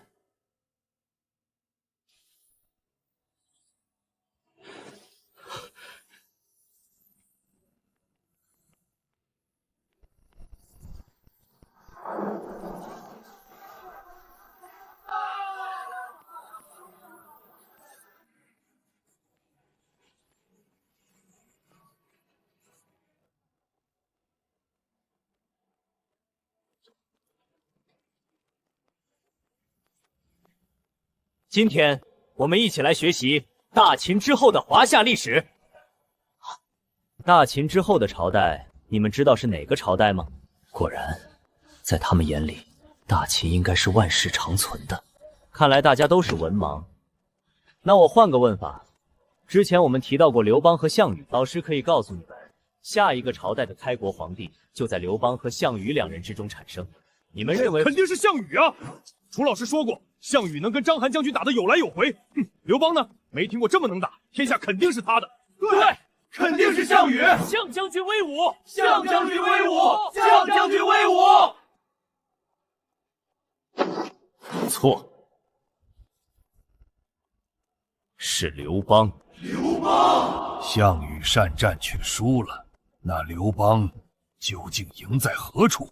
刘邦这个人很复杂，赢的因素很多，但归根见底，是因为他能笼络人心，招揽人才。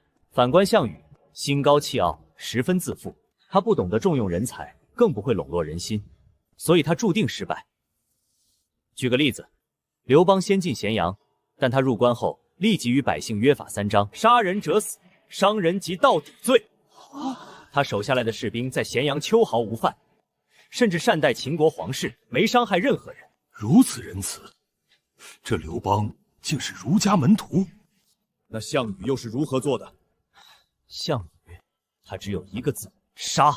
项羽入咸阳，一把火烧了阿房宫，他杀尽大秦皇室。在关外，他甚至坑杀了20万已经投降的秦军将士。什么？杀尽朕的皇室？楚老师，此话是真是假？句句属实。项羽乃楚国大将项燕之子，项燕被杀，楚国灭亡，项家血海深仇未报，他进咸阳便是为了索命。届时，大秦皇室将无一人存。杀尽大秦皇室，连子婴都不放过，此人竟残暴至此！可恶！此贼断我血脉，必不得好死！罢了，这都是命。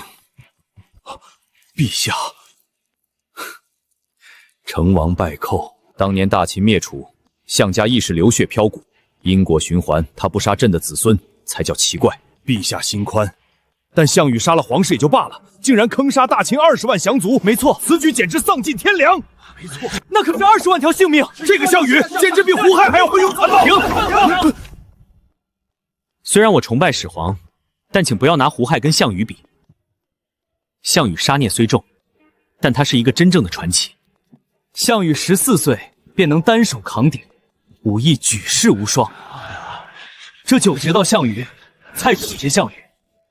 起义之初，他被县令设计100人围困，结果呢，他凭一人之力力杀100余人，反杀县令，血洗重围。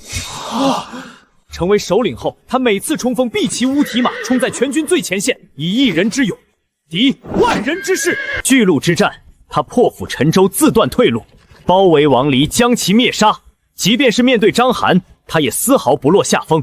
之后，他分封天下，自号西楚霸王。华夏千年，王多如牛毛，但霸王2字独此一份。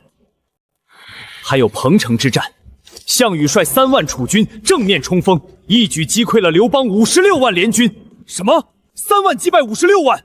纵使我蒙恬统领黄金火骑兵，要以3万破50万，也是难如登天。这刘邦是纸糊的，还是那项羽真是战神将士？项羽的战斗风格就是勇战派的巅峰，以1人之武勇强行提升全军士气。一个人杀100多个，还力能扛鼎，这家伙是怪物吗？咱们大秦的武王当年举鼎可是被砸断了筋骨，这项羽真能举起来？项羽确实厉害，在华夏数千年的史料记载中，项羽的个人武力值就是公认的天花板。哦，如此说来，这项羽倒是个旷世奇才。如今正是大秦用人之际，若是能将此人，华夏数千年才出一个的人才，若能为大秦所用，开疆拓土，何愁四海不平？村长，万万不可！哦，项羽坑杀我大秦20万将士，此等血海深仇，岂能轻饶？他杀孽太重，罪不容诛。这种人骨子里流的是反叛的血。霸王对我大秦而言，他只是必须除掉的祸根，绝不能留。我之前想过，皇室被杀那是成王败寇，项家与秦本就有仇，这不难理解。但是那20万降卒，老蒙，你怎么看？老蒙，啊，抱歉，村长，我方才走神了。这种时候你在想什么？我在想白起将军。白起，战国4大名将之首，绰号人屠。长平之战坑杀赵军45万，伊阙之战斩首韩魏联军24万，偃影之战淹杀楚国居民数10万。仅这几场大仗，死在白起手里的人就超过了100万。后世有句玩笑话，低于50万人的单子，白起不接。慈不掌兵。换位思考，项羽当时带着断粮的楚军，面对20万随时可能反水的降卒，除了杀，他还有别的选择吗？哎呦，村长您干什么？一个武夫装什么深沉？有话直说便是。哼，村长，项羽此人性格暴虐，绝非良臣呐。不必再说了。如今大秦有了土豆，有了这些先进之物，版图必将扩大。版图越大，就越需要项羽这种能打的悍将。我一向惜才。李斯，你还有淳于越，哪一个不是他国之人？只要能为大秦出力，朕便容得下。但若他执迷不悟，非要与大秦为敌，那朕也绝不会有半分仁慈。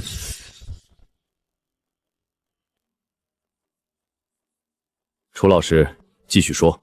好。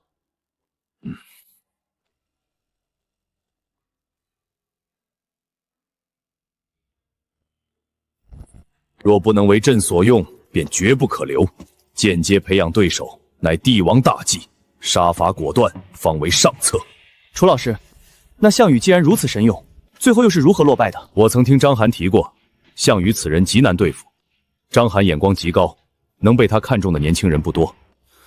道理很简单，我之前提过，项羽孤傲，不屑于笼络人心，而刘邦却是此中高手。刘邦麾下人才济济，其中最耀眼的莫过于这汉兴三杰。汉兴三杰，没错，大秦之后便是大汉，这正是刘邦的国号。而助他开国功劳最大的，就是这3个人。大汉，这些人才既然现在还在民间，朕定要抢在刘邦之前，将他们悉数收服。我们先说这张良，字子房，后世若有枭雄得到厉害的谋士，定会称赞你便是我的子房。更有一句名言：我得某某，无异于周得吕望，汉得张良。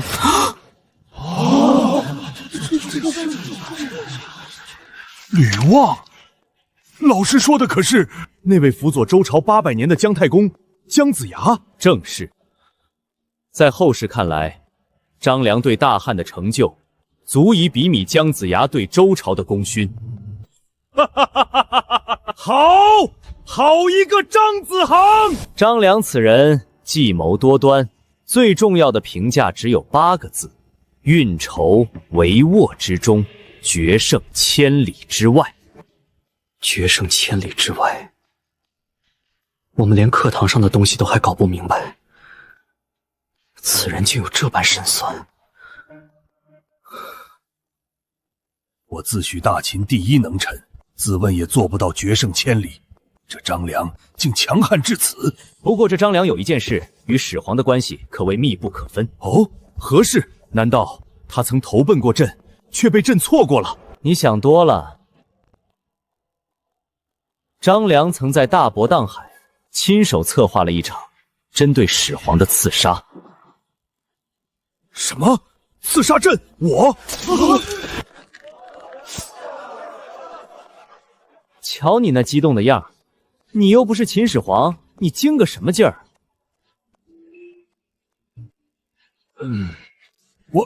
我这是替始皇震惊。楚老师，那到底是怎么回事？您快说说。之前说过，始皇之死有3个诱因，而这刺杀便是其中之一。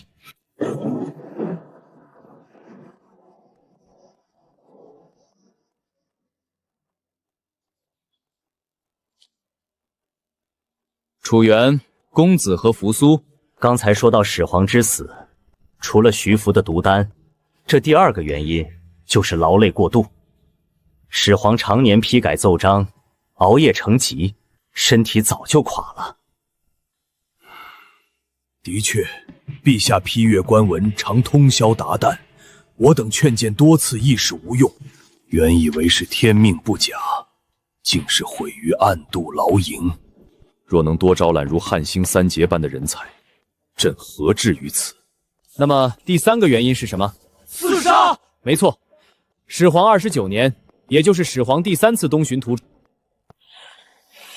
张良于博荡沙，故大力士击碎覆车，史称博浪沙刺秦。你说始皇29年，第3次东巡？对啊，就是今年。老李、老蒙，此事朕上月才定下，知者不过数人。陛下，臣万死不敢泄露，臣绝未吐露半字。老师，我真的谁也没说。果然是仙人，东巡之事尚未成型，他竟已知调得如此详细。先前那丁点怀疑，此刻已烟消云散。楚老师，那薄杖伤一次究竟造成了何种后果？后果就是，虽然没刺中，但惊吓之下，始皇大病一场，身体每况愈下，这也是他最终驾崩的主因之一。张良当真该死！始皇如此伟业，他竟敢行此卑劣之事！各为其主罢了。张良是大韩贵族，他此举是为了给韩王室尽忠。此人极重信义，哪怕后来韩王昏庸，他也从未弃之不顾。直到韩王死后，他才真正归顺刘邦。如此忠心耿耿，又具神算之能，项羽朕尚且想收服，更何况这比肩姜太公的张良。若能让这种人效忠大秦，博棒谷之仇又算得了什么？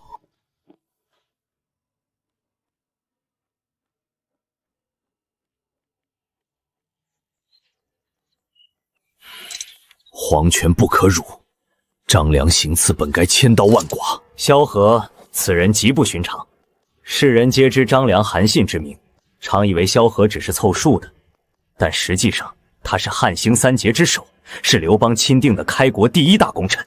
什么？张良已是顶级文臣，竟然还有一个能压他一头的萧何？呵呵，老李这是不服气了。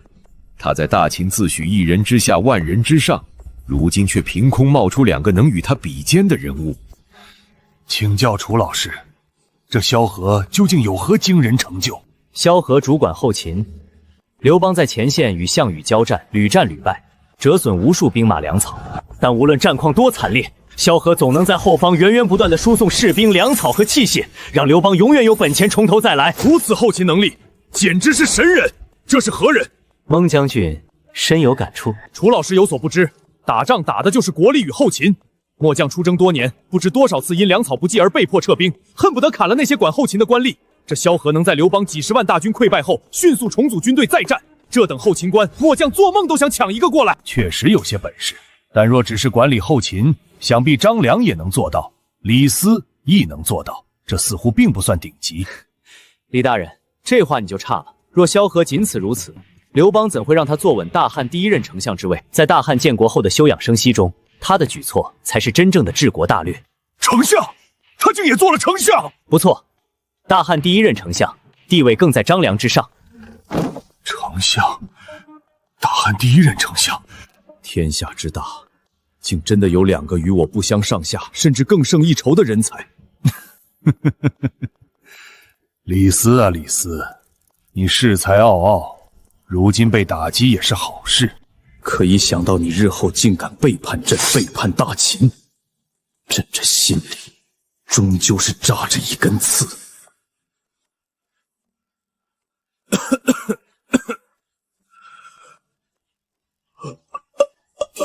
父亲，您可是龙体欠安，嗓子不舒服吗？父亲，楚老师说过，嗓子不舒服要喝极致杭姜。3-9感冒精也可以试试，我觉得小翠湖颗粒见效更快。依我看，还是多喝热水，滚烫的热水最管用。一群蠢货，喝什么热水？朕看你们该去喝岩浆。朕要的是你们关心这个吗？楚老师，弟子有疑惑，李斯大人是大秦丞相，萧何是大汉丞相，若论高低，此2人谁更厉害些？好小子，总算有个脑袋灵光的。李斯，朕今日便要借楚老师之口，让你知道什么叫人外有人。陛下这点心思全写在脸上了。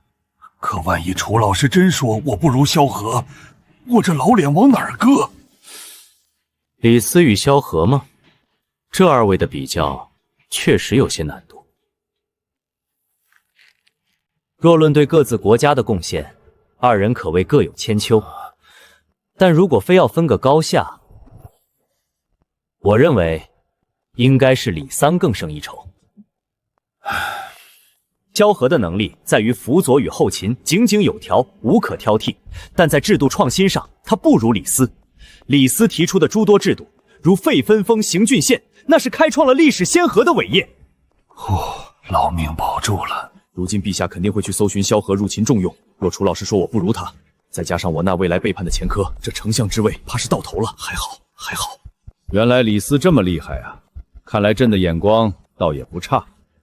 楚老师，那韩信呢？张良与萧何皆是文臣，连李相都差点被比下去，这韩信总归该是个武将了吧？韩信当然是武将。好，武将好。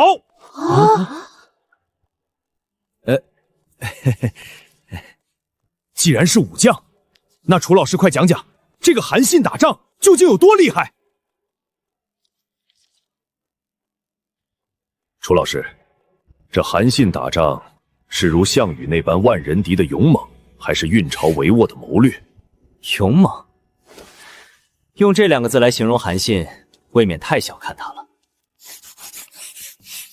项羽打仗是涌动三军，凭一己之气势强行拔高全军战力，而韩信打仗则是谋动三军，他最擅长的便是出奇制胜，以少胜多，以弱胜强。以少胜多，以弱胜强。战场上兵力与装备才是硬道理，失了先手与人数优势，便是失了胜算。即便是当年的杀神白起，也极少在绝对劣势下强行开战。楚老师，这韩信可有具体的战役？有，最为著名的便是背水一战。背水一战，背水一战，背对着河流战斗，这在兵法上是大忌。此战是韩信打的？没错，当时韩信麾下仅有3万余人，且大多是未经磨练的新兵，而他们面对的是赵国的20万精锐大军。20万对3万，7比1的军力比，即便是白起将军在世，面对这种悬殊差距，也唯有退守关隘一条路可走。他韩信凭什么？3万新兵对20万精锐，这简直是送死！楚老师，那后来呢？韩信是撤军了，还是投降了？他没退，也没降，他直接率领2万残部与赵国20万大军正面硬汉。正面硬汉，这怎么可能打得过？确实打不过。开战不久，韩信军队便佯装溃败，一路撤退到河边，然后背水列阵。背水列阵？楚老师，你确定没记错？背水列阵等于自断生路，一旦战败，连逃都没地方逃，只能被全歼在河里。这韩信，莫非根本不会打仗？当时赵国的统帅陈馀也是这么想的，他嘲笑韩信不通兵法，于是下令20万大军倾巢扑出，企图一举将韩信军赶入河中。就在这时，韩信对着全军将士大喊：“背后就是大河，后退必淹死，投降必被杀。想要活命，唯有死战。”置之死地而后生，利用士兵求生的本能强行激发战力，这一招太狠了。于是，那3万原本怯懦的新兵，在绝境中爆发出了以一当十的恐怖战斗力。人生起落反复，实属常态。绝境之下，汉军爆发出惊人的战力，瞬间击垮了赵军的前锋部队。但这只是第一步，赵军主力正欲反扑时，韩信埋伏的2000轻骑奇袭了赵军空虚的大本营。他们拔掉赵旗，插满汉军红旗，齐声呐喊：“赵国已亡，汉军大部队到了！”心理战，没错。赵军回头一看，满眼尽是汉军旗帜，瞬间军心大乱。韩信趁机全线出击，赵军20万大军土崩瓦解，主帅当场被斩。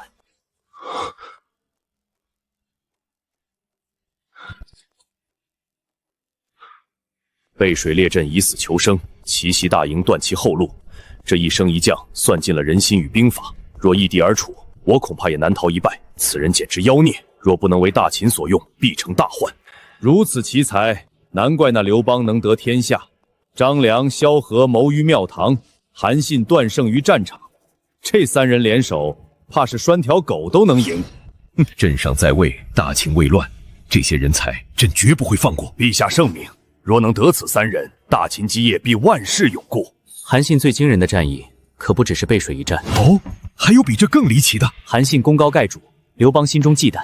在韩信准备攻齐时，刘邦突然亲临军营，夺走了韩信几乎所有的精锐，只给他生下了2000老弱残兵。2000人，而他面对的齐国拥有70多座城池，以及几十万严阵以待的大军。不可能，绝对不可能！2000人对几十万，就算是白起将军复生，政治复生，也不可能用2000人打下70座城。这又不是神话传说。2000人守一座城都嫌少，何况攻城略地？楚老师，那韩信是不是直接降了，或者跑了？韩信这种人不怕仗难打，就怕没仗打。他接下来的举动让所有人都没看懂。他直接给这2000士兵发了路费，让他们各回各家。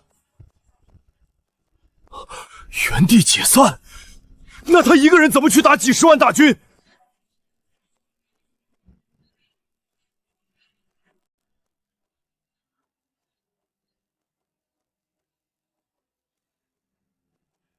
韩信对那2000人说：“带回5个人升5长，带回10个人升10长，带回100人升100夫长，带回1000人，你就是1000夫长。”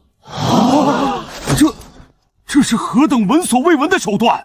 以官位为饵，让这2000人化为2000个招兵使。没错，在利益驱使下，韩信不仅迅速扩充了军队，更在极短时间内拉起了一支渴望立功的虎狼之师。随后势如破竹，一举击溃齐国几十万大军。这大概是华夏历史上最早最成功的裂变式营销了。韩信要是生在现代，怕是传销头子都要管他叫祖师爷。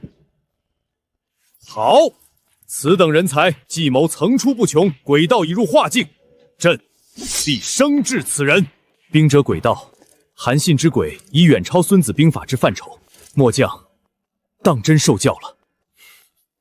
楚老师，既然韩信如此了得，那请问他与我大秦名将以及那位力拔山兮的项羽相比，究竟谁更胜一筹？李斯，你这是何意？朕也想知道，朕的将军们比之韩信如何？若论战绩，韩信入川后的首战便是明修栈道，暗度陈仓，轻而易举地击败了章邯。章邯，那是大秦后辈中的翘楚，竟被韩信轻易击败。至于项羽，项羽是旷世罕见的猛将，他打仗靠的是无双勇武，身先士卒，激发全军士气，势如破竹。为将者若能带兵数万，冲锋陷阵，确实已是顶级名将。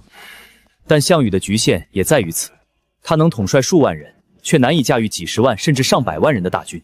后勤调配、阵型协调、多线作战，这些都会让他头疼。确实，纵观古今，能指挥100万大军如臂使指者寥寥无几。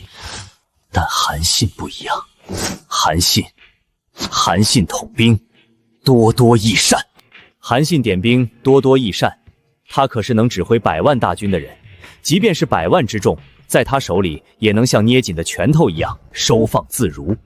楚原拿起粉笔，在黑板上画下包围区的示意图。垓下之战，韩信指挥50万大军与项羽决战，设下10面埋伏，奏响4面楚歌，将这50万人马运转得如神机妙算。所以说，项羽和韩信对决，兵力越少，项羽赢面越大；兵力越多，项羽就越没有胜算。至于蒙将军，你虽然很强，但真要和韩信在沙场上硬碰硬，赢的机会有，但不大。若真有此等人物，末将倒真想与他好好较量一番。战术如此神出鬼没，想必这韩信定是出身豪门世家，受过名师指点吧？这你就大错特错了。韩信出身贫寒，连饭都吃不饱，兵法全靠自己钻研。他年轻时不仅穷，还备受市井无赖的欺辱。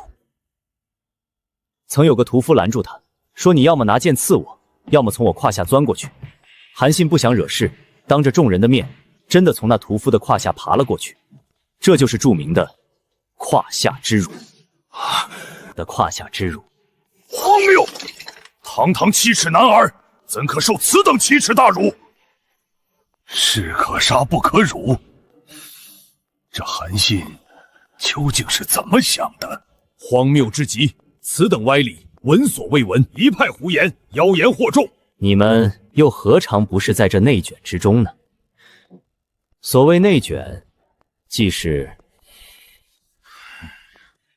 胯下之辱又算什么？当年朕在赵国为质，所受之白眼与欺凌，何尝不比这更甚？能忍常人所不能忍，此人必有大图谋。正因为他能忍，可惜他最初投奔项羽，多次献都不被采纳，只让他做个看门的执戟郎。后来改投刘邦，刘邦也只让他管仓库后勤。韩信觉得心灰意冷，连夜逃跑，结果被丞相萧何发现，萧何月下追韩信，硬是把他追了回来，并向刘邦死谏，直接拜他为大将军，这才有了后来的大汉江山。刘邦赞他为国士无双，后世更尊称他为兵仙。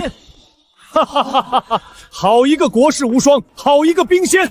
此等人物，若能为我大秦所用，何愁天下不定？出身微末却能平定天下，这个韩信朕甚是喜欢。朕决定了，必须把他收入麾下。行了，老赵，你还收下韩信？你要真喜欢，出门左转买个智能手机，下个游戏玩玩韩跳跳得了。韩跳跳那是何物？听不懂就算了，省下你治中二病的钱，去游戏里买个白龙瑶的皮肤，就算是贴近你的兵仙了。好了，今天这堂课有点长，累死我了，下课。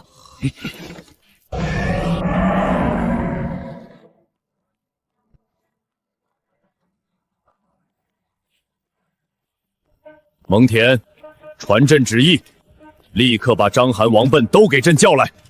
诺。